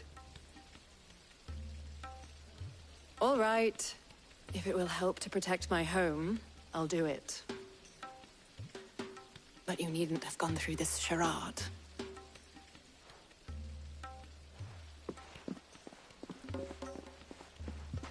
Thank you, Clive.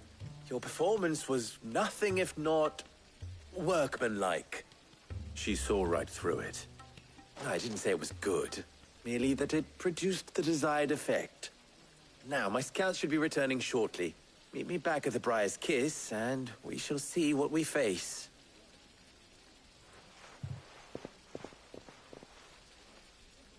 I'm not convinced our roles in this ruse were entirely necessary. I don't know. Conrad seemed quite taken with you. Mummy, I'm scared. Oh, I'm ruined. Good news, Sid. Both Conrad and Natalie have somewhat gracefully accepted their new roles. With time, they may even learn to...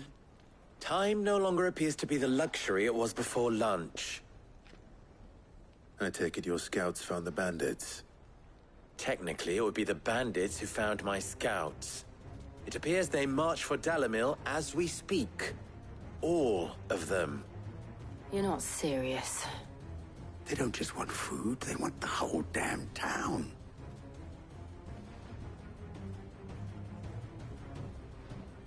I have a favor to ask. I'm told the bandits march in two groups, one from the south and one from the desert, in a move doubtless intended to stretch our already gossamer-thin defenses. Very well.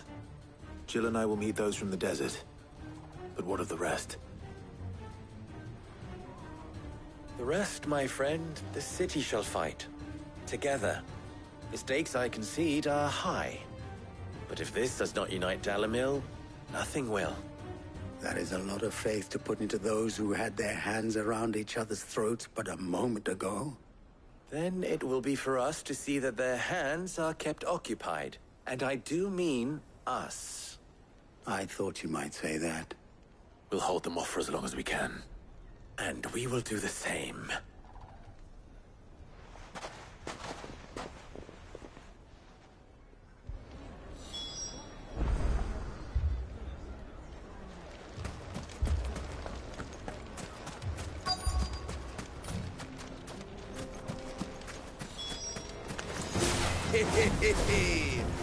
The wooden bunker comes.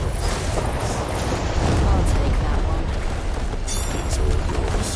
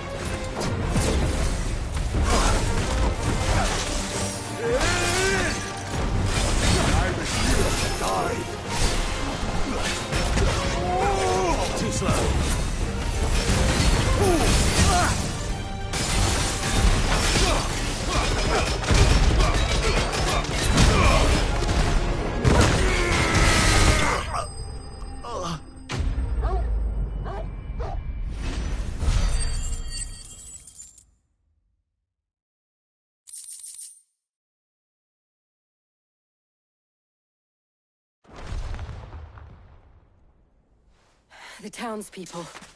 Could they have held out? I don't hear any fighting. What do you think? That we should hurry.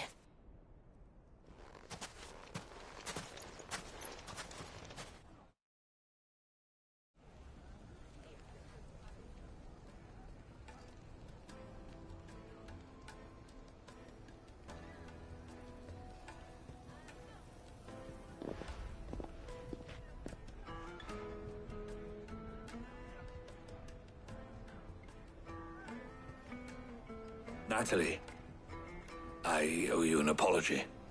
You did well out there. The inn would have been lost had you not held the line. Without you, there would have been no line to hold.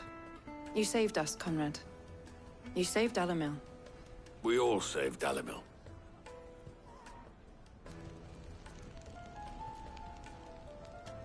Conrad seems to have had a change of heart. I'd say they both have. I take it from your presence that our visitors from the desert won't be joining us either. Pity. The plan worked, Sid. Granted, it only took an army of bloodthirsty bandits at our gate. Come now, Victor. Why quibble over the details? We are united, and that is all that matters. As for you, Sid, you fight considerably better than you act. I'll take that as a compliment.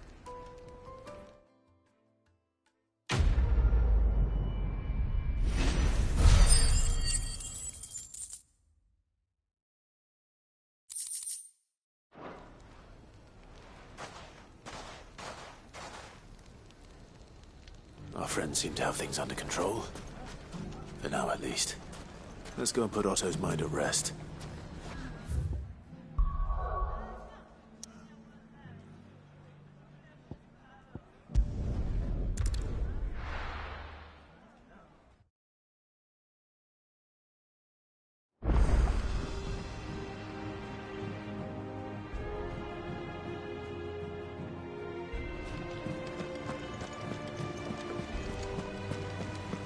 Did you see that? Tell me you saw that.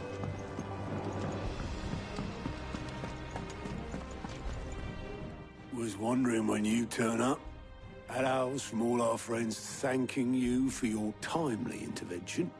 How is it you always manage to arrive at just the right moment? Luck, I suppose. Any word on the rest of the realm? Let's see. Storm's still crying out for mother crystals. The nations are still in chaos.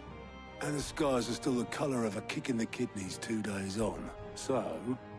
Right. Clive, we knew this was going to happen. Well, not the bleeding skies part, but you take my point. Now's not the time to second-guess yourself. Now's the time to visit the infirmary. Talia says your brother's awake. Thank you, Otto.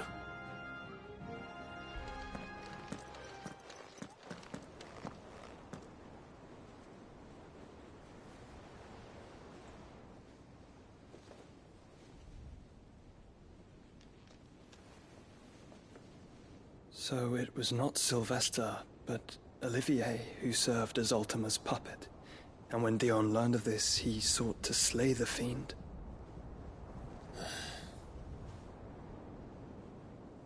Only for his father to take the spear that would have freed him. Enough to drive a man to madness. Small wonder he hasn't stirred.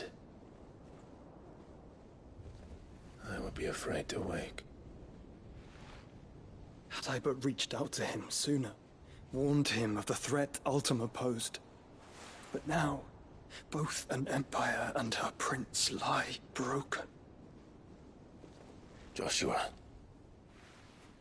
what do you know of Ultima?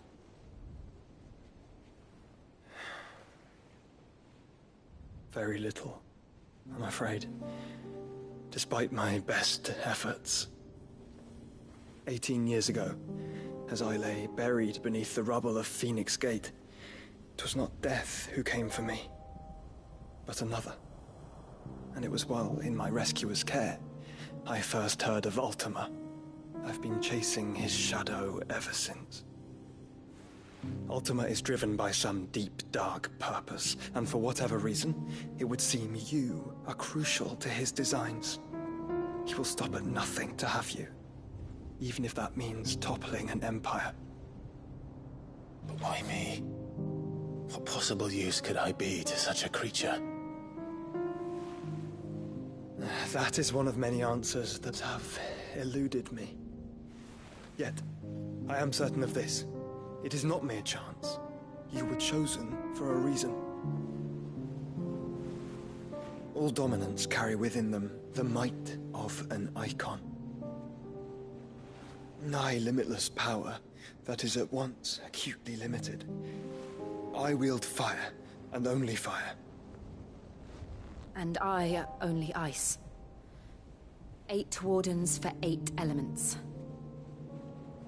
But you, Clive. You are different. You're special. Your abilities begin with the flames of Ifrit, but they do not end there. The fact Ifrit can even exist goes against everything we thought we knew of dominance.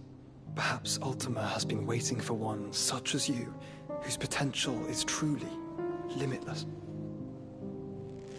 I've encountered that thing several times now. If it or he, as you say, needs me, why hasn't he claimed me as he did the boy? Were I to hazard a guess, I'd say the two of you are somehow incompatible. His mind not properly attuned to your body. His mind? Mind, awareness, spirit, call it what you wish. But I believe Ultima to be an embodiment of the concept. This is why I struggle and fail to contain him here inside me. I'm sorry. Inside you? With every setting sun, I feel my strength wane. And though the Phoenix's flames mend the prison I have made for Ultima, they do so at a cost.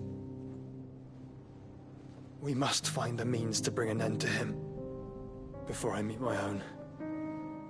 What were you thinking? It was that or let him take Clive. And I've always had a soft spot for my brother. But that doesn't mean you should sacrifice yourself to save me.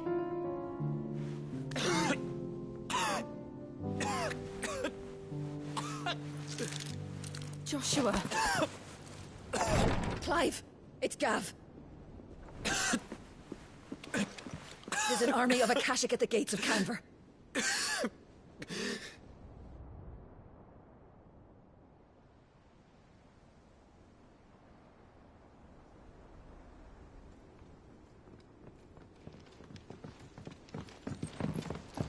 Well, what's the short of it? I thought Tyre told you.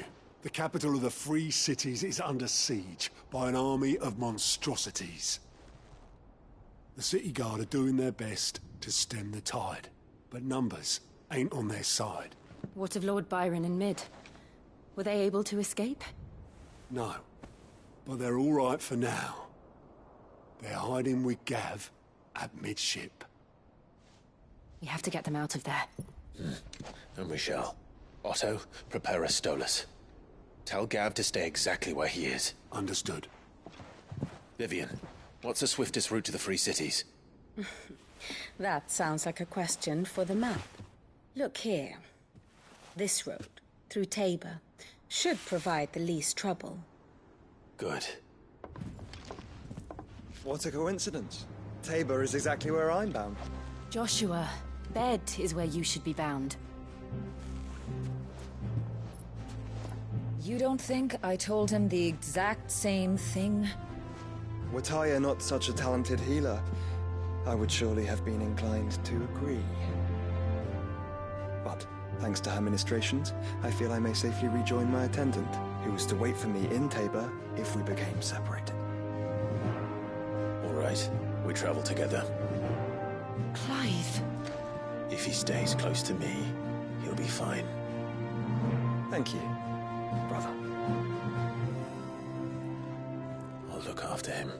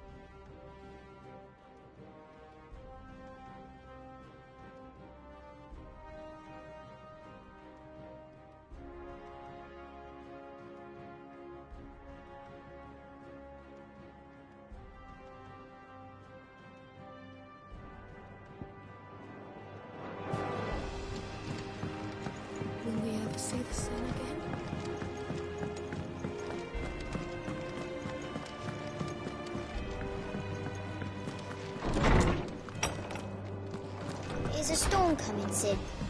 Will there be... Sid, perhaps you can help me solve a mystery. I can certainly try. Who's gone missing this time? It's not who, but what. Mid's scales, the ones she made for her workshop. I borrowed them to teach the little ones about weight, and shortly after the lesson, well, they vanished. My first thought was that they'd taken them off somewhere to play, but when I asked, they swore they had nothing to do with their having disappeared. Which almost certainly means they had everything to do with it. Perhaps a visit from Sid will jog their memories. I think it just might. Thank you.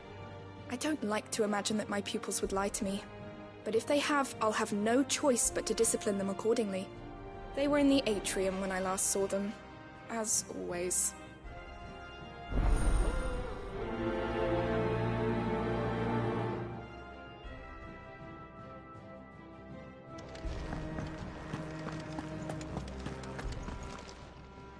Knowledge hoarded is knowledge lost.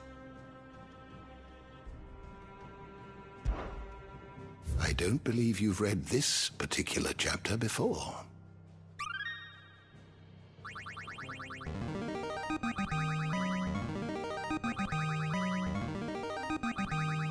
There is a rather fascinating excerpt I've been meaning to show you. What subject shall we consider today?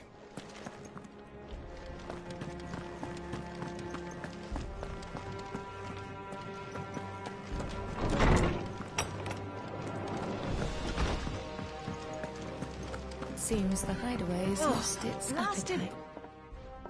Here, you put me in this situation, Clive. You can bloody well get me out of it. I need a hand with a recipe. Are you sure it's me you're looking for? I'm not much of a cook. I'm all the cook will be needing, thank you very much. What I want from you is a little of your time, right? Oh, and perhaps your sword. You remember Ivan's stew, right? Well, despite the look of the thing, and that awful stench, people wolf it down. So I thought I'd try making one of these supposed masterpieces myself. Had a peek at the book and gave it a go, but, well... It wasn't as straightforward as you'd hoped. Ivan had the same problem. Yeah, but this is my blimmin' kitchen, and I will not be outdone. So if you don't want to be seen as playing favourites, I suggest you lend me a hand. I've never been one to play favourites, Molly. And I would be only too happy to lend you a hand. So, what's on the menu this time? A fried mortress of skyworm. That's one heck of a name, innit? Recipe seemed easy enough to an old hand like myself. Thought I'd followed it to a T. Only, turns out skyworm livers and drake's mint are not what I thought they were. At least I hope they're not, given the rancid mess they made. Ivan said the recipes in the culinary pilgrimage date back centuries. Who's to say the ingredients even exist anymore? Wow. That's a question for a scholar, wouldn't you say? Perhaps you know of one? Kindly old fella who haunts the shelves, maybe? Fine. I'll go and speak to Harpocrates. Perhaps he'll know something. And if he does, I'll see if I can find your ingredients for you. You do that. Lest we forget, you've got a reputation to uphold.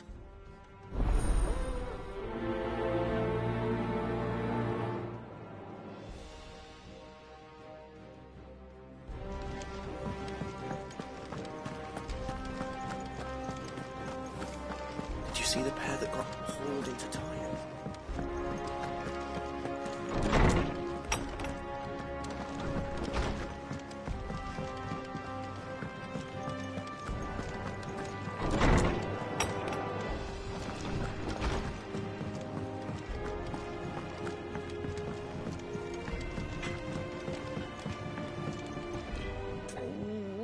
What am I gonna do?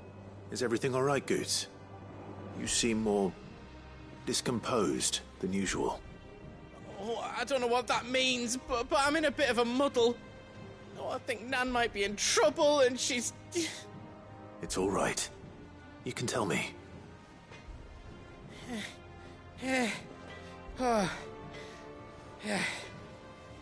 There was a trader came by. One of our usuals, like... Said he'd heard some rotten rumours about her down Dallimil Way. Folk are saying she's been selling to bandits and cutthroats and that. I mean, she's fond of a chance to make a coin or two, aye, but she'd never do business with baddies. Especially not the kind who go hurting people who haven't done out. I wanted to ask her about it myself, but I'm scared she'll give us a tongue lashing. She'd never give your tongue a lashing, though, would she? Don't worry. I'll speak to her. Oh, thanks, Clive. You'll let me know what she says, won't you? Of course. I'm sure it's all just a misunderstanding.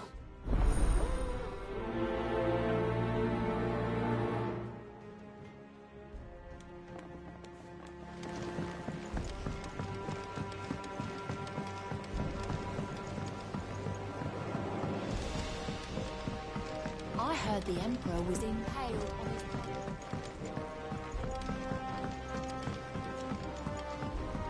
We're all gonna die! You hear me? The Akashic are coming! What do you reckon we should do? I say we should just tell Miss Shirley.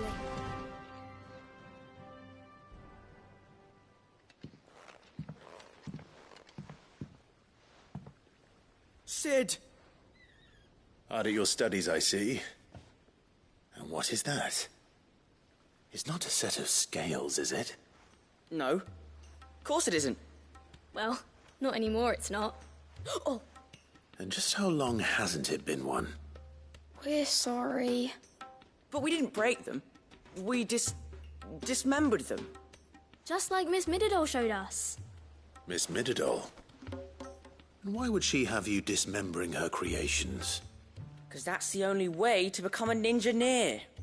Miss Mididol said, the best way to see how something works is to take it apart and put it back together again. Well then, your work is already half done. Carry on. About that. The taking apart was easy enough, but it's the putting back we can't work out. Speak for yourself. The heavy thing goes at the bottom. Then...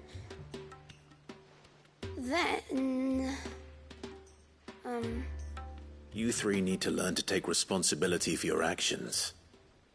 So let's have a look at these parts with fresh eyes, shall we?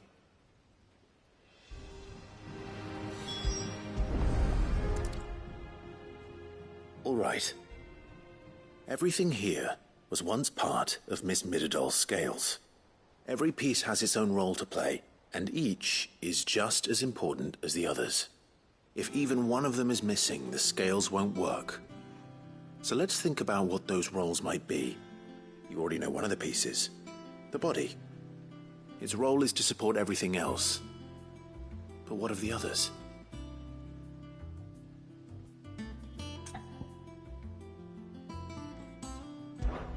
This is called the arm. Why do you suppose that is? It doesn't look much like an arm. You're right. It looks more like a wing. Like a chocobo wing! You've ridden a chocobo before, haven't you, Sid? Will you teach me to ride one day? I'll think about it. Now, what do arms do? Hold things. So wait, maybe this arm holds things too? Good thinking. You're on the right track.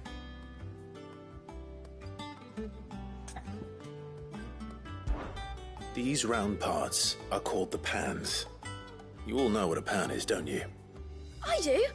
Molly uses them in the kitchens to fry bangers. But these aren't for frying bangers, you idiot. They're for weighing stuff. But what if I wanted to weigh Goots? I don't think he'd fit on that little thing. Probably not. What are the chains for? Holding the pans up? Well spotted. Which means something must hold the chains up in turn.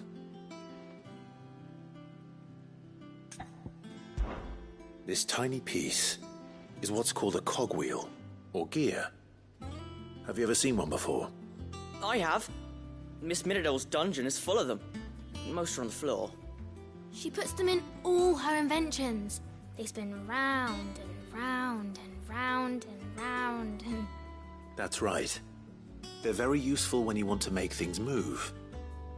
Do you remember if there was anything on the scales that moved? I remember the arm moved when I tried weighing an apple. And then somebody ate it. Not my fault. You shouldn't have tried weighing it before lunch. You know what part's supposed to move, and how it's supposed to move. So, let's put the pieces together first, see what doesn't move, and then stick the cogwheel to that. Not a bad idea. You see? It's not so difficult. So, now that we've taken stock of the parts and learned what they do, what do you think? I think we've got it. Then here's what we'll do. You tell me what goes where, and I'll put the scales together. Well, obviously you need to start with the body. All the other pieces fit onto it, don't they? And the arms go on the body, just like real arms. Or wings, if you're a chocobo. And then the arms hold the pans by the chains. Very good. Let's see if that works. Ah, all finished.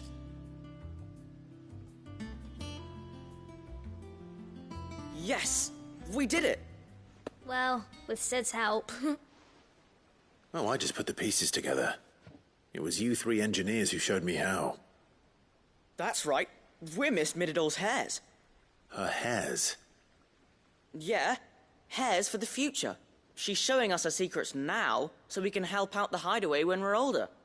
What do you think, Sid? Are we almost ready?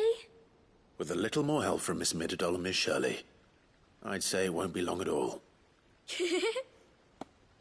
You hear that? It won't be long. Until then, though, do try to be honest with Miss Shirley.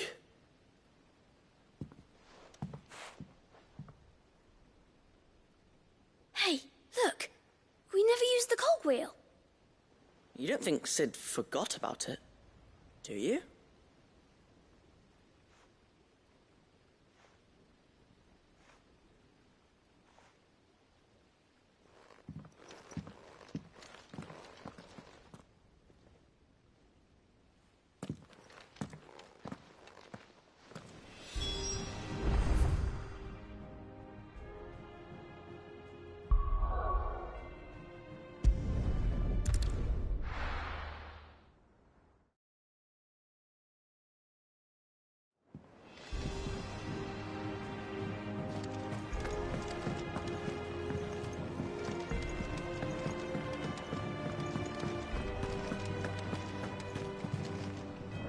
Lady Karen, how's business? Not nearly as foul as the weather. You're doing good trade, then? Both in and out of the hideaway? Can't complain. Wait, what exactly are you getting at? Not once in 5 long years do you pay my affairs half a care. But here you are today, raking me over the coals like a bloody popoto? Just asking. Out of interest. All right. I'm here because I was told that certain rumors have been circulating. About you selling weapons to brigands. Oh, are you?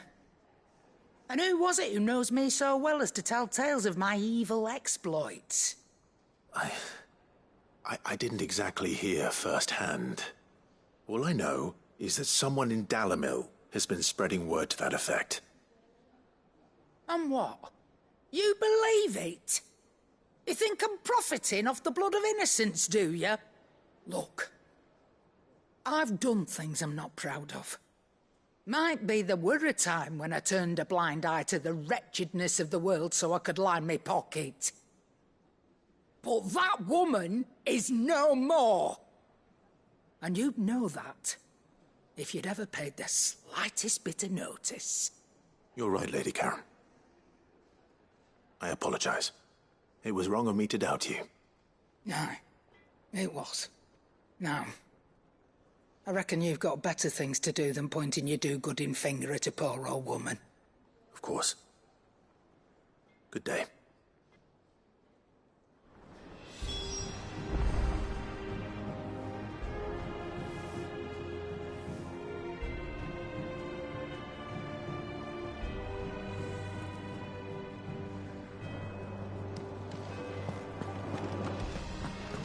Seems the hideaway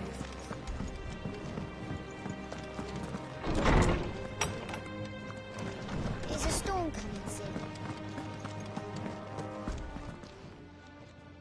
Lawsman Harpocrates. I've come to pick your brain if you don't mind. It's about the book you lent Ivan. Ah, Valisthea, A Culinary Pilgrimage, a classic.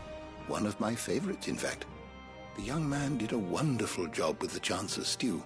I do hope we shall be able to sample more such marvels in due course. That's actually why I'm here. I don't suppose you know where I might find skyworm livers and drake's mint. Ah, so the fabled Sandbrequois delicacy is next on the menu. Delightful. The descriptions of fried mortress never fail to make my mouth water. Now, skyworm is a somewhat antiquated name for the wyvern, their ground livers being the paste from which the mortress is made. Dragon livers. How very Sandbrequois. One would have thought the disciples of Bahamut would have a touch more reverence for their icon's brethren, but apparently not. I believe the specific dragon the recipe demands is the blueback wyvern, said to be the very color of the sea beside which it resides. So we know where to look for our liver. But what about the drake's mint? Saint's bonnet in contemporary parlance, a herb which grows along the North Reach coast. I gather that one can locate the cheerful yellow flowers by their heady scent alone, so I'm sure you'll have no trouble finding them. I may add that people once believed game was best served with the flora that sustained it in life, in which regard fried mortress of skyworm is undoubtedly a typical dish of the time. Meaning that if I find one, I find the other. To Northreach, then. Best of luck, Clive. And do save me a bite once the dish is complete.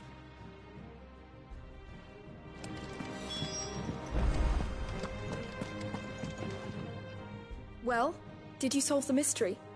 It was as you thought. The children had the scales, or the parts of them at least.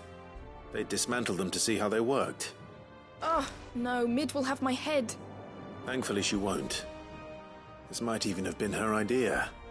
Although I was the one who ended up teaching the lesson. I'm so sorry, Sid. I know how busy you are. I shall see that the children are properly punished. Please, there's no need. Mid seems to have taken the three of them under her wing. She's even calling them her heirs. She'd have them follow in her footsteps. And her father's. I see. Sid, do you know why Mid has been spending so much time at the hideaway of late? She told me it was because her studies have been interrupted by events in Canva. Is that not true? No, it isn't. The university offered her a commission. In exchange for full tuition, room and board, they asked her to oversee the design of several new war engines. To anyone else it would be an opportunity, but to Mid, who lost both her parents to war, it was a bitter pill. One she was none too keen to swallow. But that should come as no surprise. She's only ever cared about bringing people hope. The very last thing war can be said to do. Which explains her heirs. She's working to give them a better life. And so should I. What's the odd engineering lesson? Ah, you've given them far more than that. And I'm sure they're very grateful.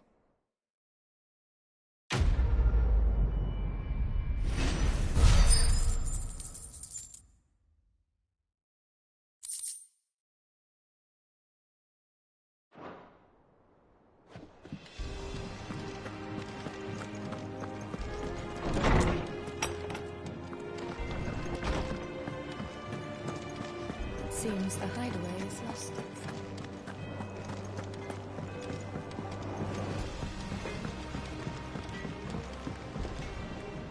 I spoke with Lady Karen. What did she say? That the rumors were unfounded, and that I was a fool for thinking they might hold any truth, along with some other things that made her feelings clear. And while it sounds like she may have done things she regretted in her past, she says those days are behind her. Oh, well, that's good. I knew Nan wasn't caught up in out bad. But why would people say she was? What did she ever do to them? It's not right. No, it's not. But people do things for all sorts of reasons. Perhaps we'll never know. Well, I'm going to find out. That trader, he said they were all talking about her in Dalimil. So that's where I'm going. I'll find someone who'll tell me, you'll see. Are you sure that's wise? Whoever's spreading these rumors means Karen ill.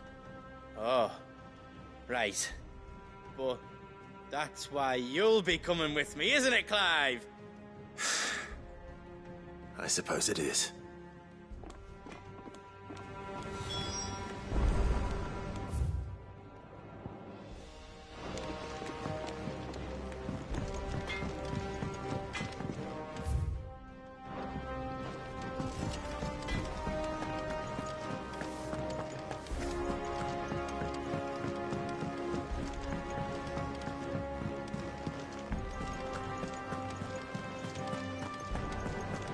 Did you see that?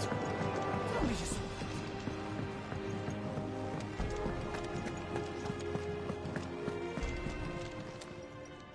Oh, I wasn't expecting you back so soon. Here you are. Best of luck out there, Sid.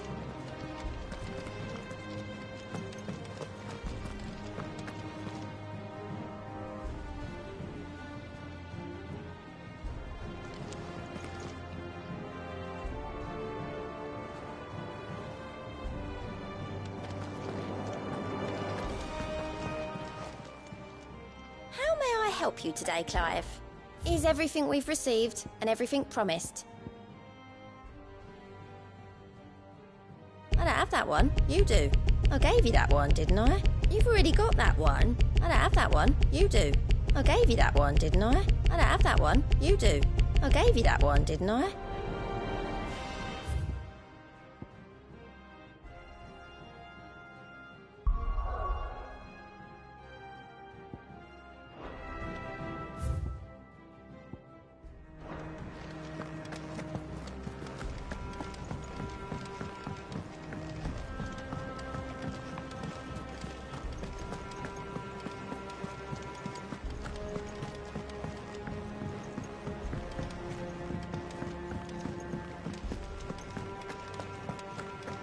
Did you see the pair that got hauled into time?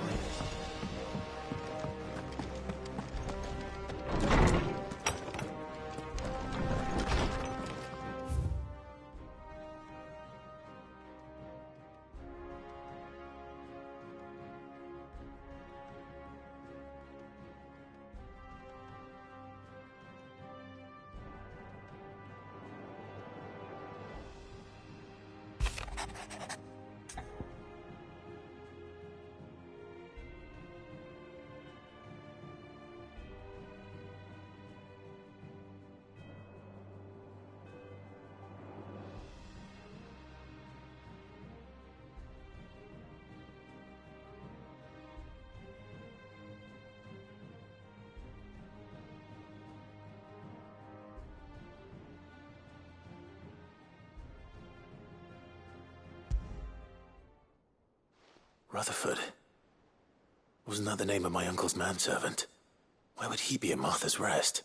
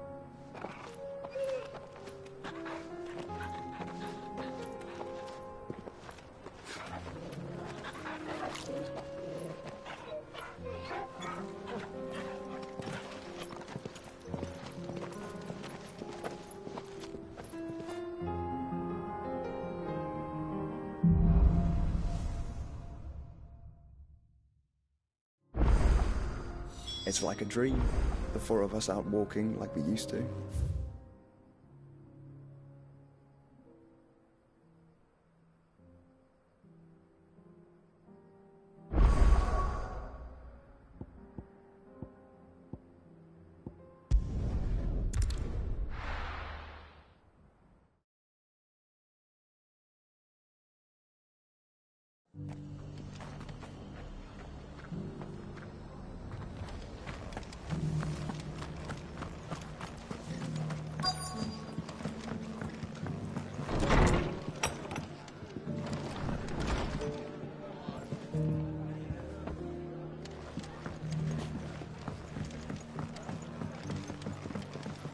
My lord Marquis, it is you.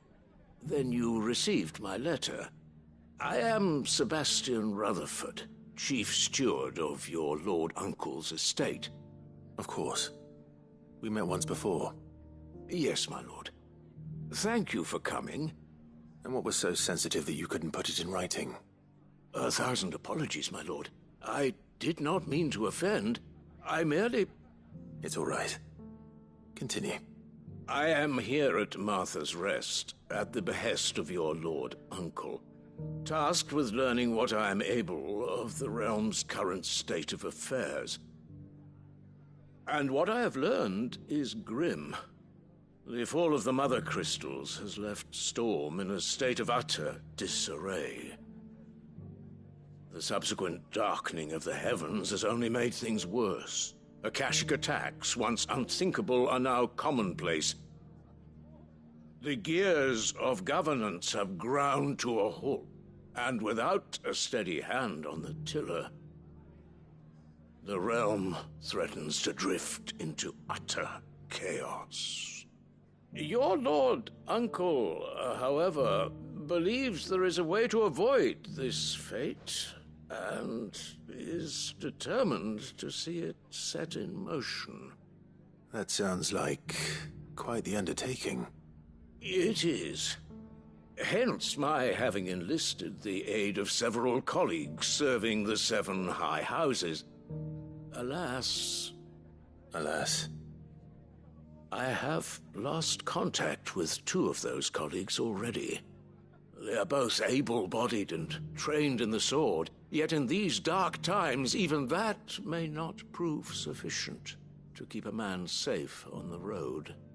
So you want me to find them? I'll need to know where they went. One I sent to investigate the Republic, the other the old Imperial capital of Oriflamme. That doesn't exactly narrow it down. I suppose I'll start in Dalimil and work my way east. Thank you, my lord. I shall pray for your success and safety.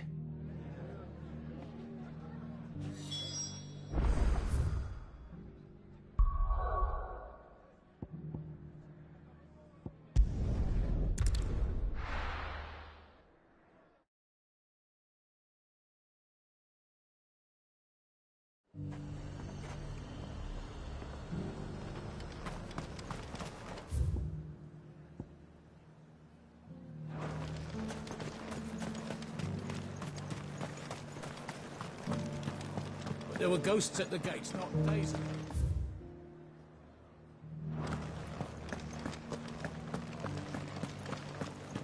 You needn't fret. The creatures are...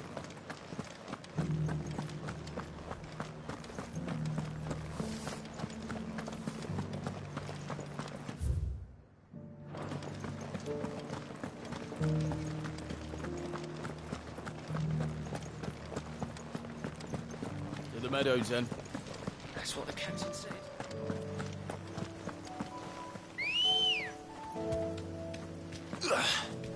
Ready, go? Fly, Ambrosia.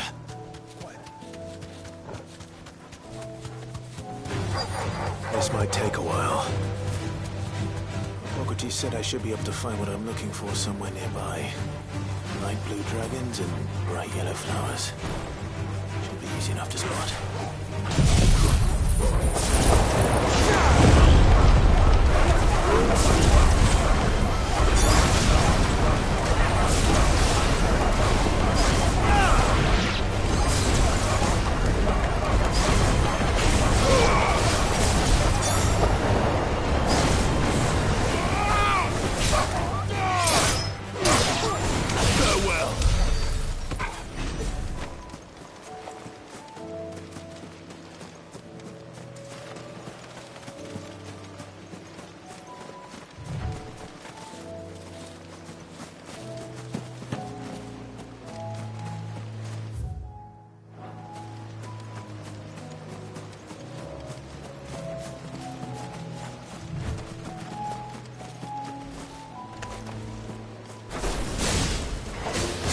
wyvern. All right. Let's get this over with.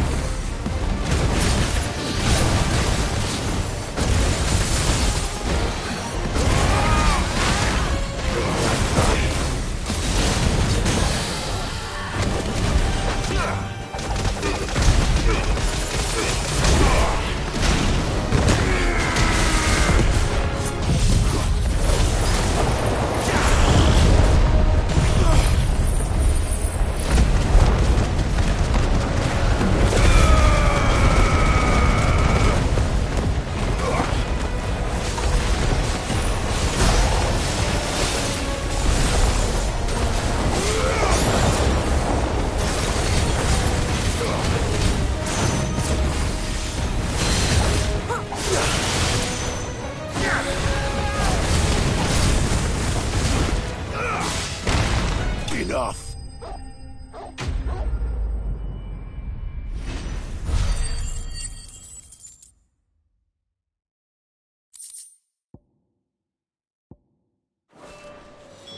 That's the wyvern's liver. Now I just need to find the herbs. Bright yellow with a heady scent.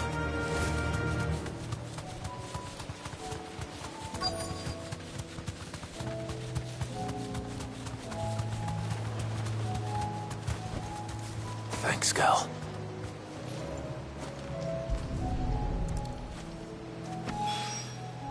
I think that's everything Molly needs to resurrect her recipe. Better head back.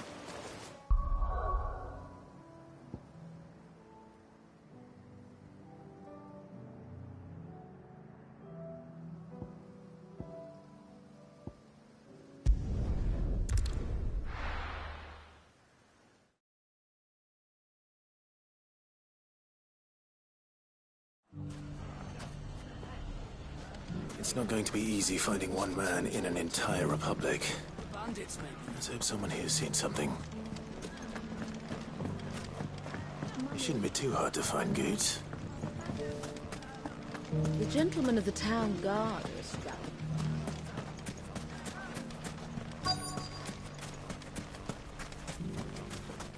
Could be I know something. Clive, listen! I found someone who says he's heard the rumours about Nan. Have you? Go on. Tell him what you told me. All right. It's like I said. A wizened old crone by the name of Karen's been selling steel to whoever will pay her price, be they knight or knave. Says the more swords and spears she puts in people's hands, the more war they'll wage. And the more war being waged, the more call for swords and spears. And who will they all turn to keep them in steel? Why, the good Reaper herself. And you've seen this Reaper at work? Aye, it just so happens I have. You'll find her right here plying her trade most days. Here in Dalimil? Where exactly? She has a stall here in the market, but if you're not the patient type, you can probably find her at her storehouse on the edge of town. But it'd be a bolder man than me that braved that particular nest of vipers. Feeling bold, traveler? I hope so, for your sake. Now, if that's all, I have places to be. Sorry to have kept you.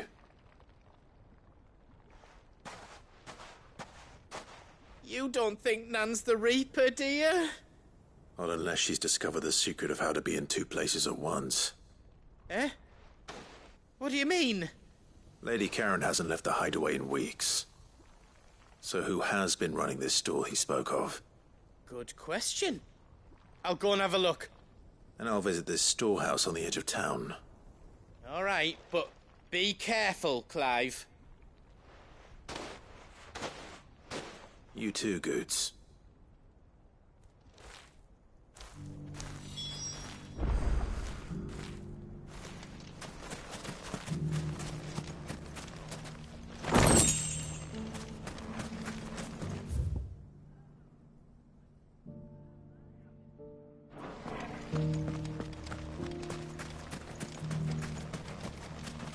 Are you looking for something in particular?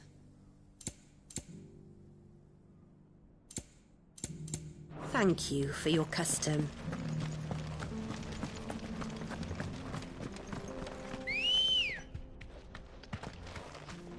Let's go. Run like the wind.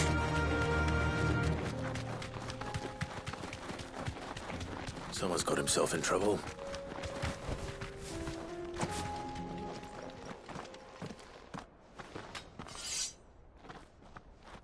I don't see your master here, so you can start by giving us all the coppers in your purse. I already told you, I have nothing.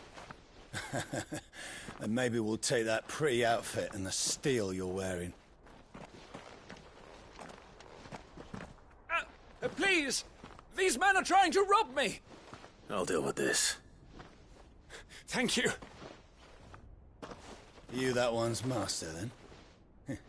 If you'd kindly pay the coin he owes us, we can pretend you didn't draw your blade on Republican soldiers. Or you can go back to your garrison and I won't report you to your captain. Oh, you're more than welcome to. He hasn't had many visitors since we slit his throat.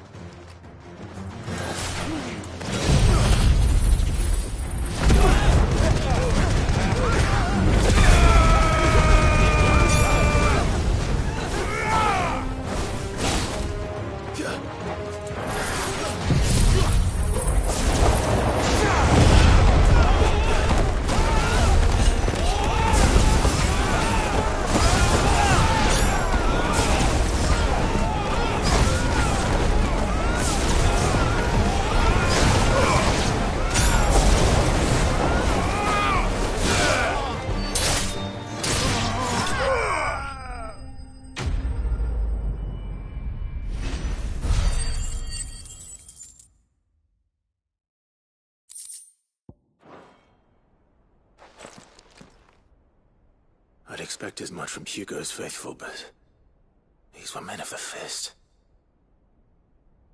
Much has changed in the Republican army since they lost their rock. You've seen this kind of thing before, then? Many times. I was sent here to observe the situation. You're one of Rutherford's men. He sent me to look for you. Well, then you have my thanks. I fancy I could defend myself against one, perhaps two, but a whole regiment. I arrived in Dalimil several days ago, but when I called upon the captain of the local garrison to make inquiries, his men confiscated my effects and locked me in a cell. The captain is no more, and his men make the rules now. Fortunately, I was able to bribe my way free, only to be stopped again by those soldiers you so kindly dispatched. What of the Fist's central command? Surely they wouldn't allow such lawlessness amongst their ranks. I would imagine they are unaware of it. Most of the army has fallen back to the capital and hunkered down behind her walls. Those who weren't recalled now rule the fringes unchecked, answering to no one but themselves. Then it's worse than we imagined. You should return to Rosaria. It's not safe here. I'll find a caravan heading north. You won't mind if I borrow one of these soldiers' coin purses?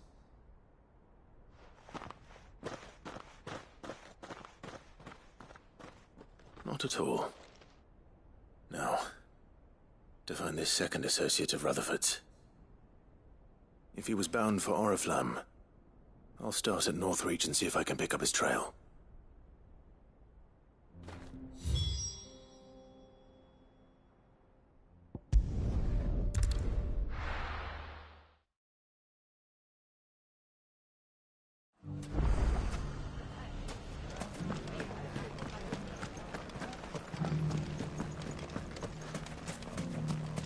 You fought very bravely. The safety of the town is in our hands.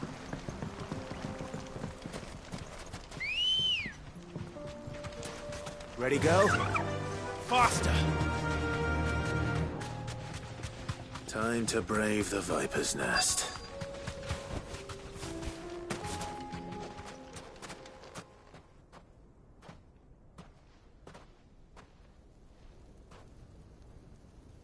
Just you, is it? Thought I might have laid it on a bit thick. It was a fairly unconvincing tale. So, what now? That's up to you. Die a slow death, or a quick one. Boys, he's all yours. But that sword is mine.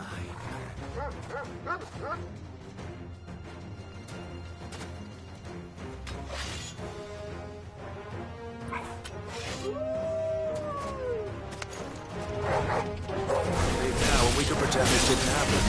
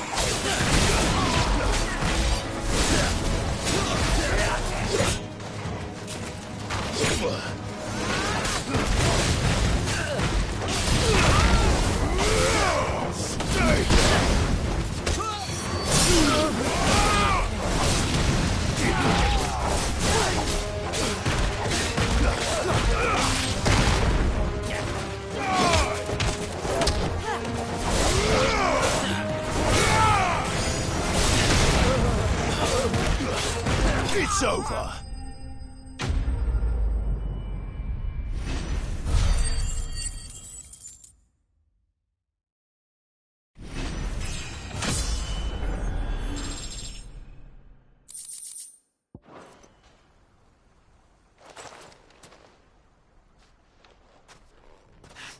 Oh, you've done it now. Go on. Tell me what I've done. When the Borgwyn finds out you've killed his men, he'll have your head. He only wanted that bull of a manservant, the dim one always clinging to Karen's skirts. You weren't even supposed to be here. Who the hell are you anyway? What were you going to do to him? The Borgwyn wanted him to get to Karen. I was only supposed to point the lamp in the right direction once he arrived in Dalamil. But then you turned up. Well, go on then. If you're going to end me, end me. You're not worth the effort. Now be gone, before I change my mind. Fucking coward! I need to find Goots. Right now.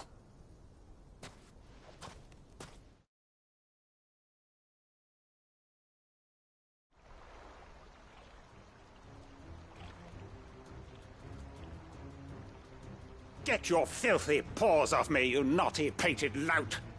Stop calling me names! And stop spreading them horrible lies about Nan! Well, that will be easy enough. For they are not lies. Every last word is true. And she must pay for her crimes in blood. Blood? Goose, are you all right? He's gonna kill Nan! He said she had to pay in blood! After what she did, it is only right. She ruined my life and the lives of countless others. That loathsome harpy's very existence is a crime, and I will not allow it to continue. Goots, was it? I have no quarrel with you. Only with your employer. Run along now. You need not pay for her sins. No. No? I don't care what she did. I won't let you hurt Nan. Promise me you won't hurt her, or I'll kill you myself! Goot, no. Enough, all of you! Karen. But how did you? You're a sight less clever than you think you are, the pair of you. Did you think I wouldn't notice the two of you slinking off together? Well, the whole thing got me thinking, who in Dalimil might bear me a grudge? And a certain snivelling shit I ran afoul of in my fairy years came to mind. Though it was just Bogan back then, wasn't it? I thought the years might have taught you some sense, but I see you're the same pants-pissing craven you've always been. What was it we called you? Wet legs. You bitch! Everything that happened, it was all your fault!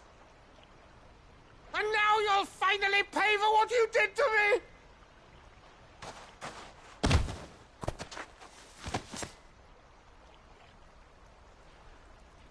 Gooch, you... If you want a piece of Nan, you'll have to go through me. Fuck! You great galoot. Out of the way, I can handle this myself. So, wet legs, you remember what you told me when we last met? An eye for an eye. Wise words, Sam. Wise words. And now, it's time to collect.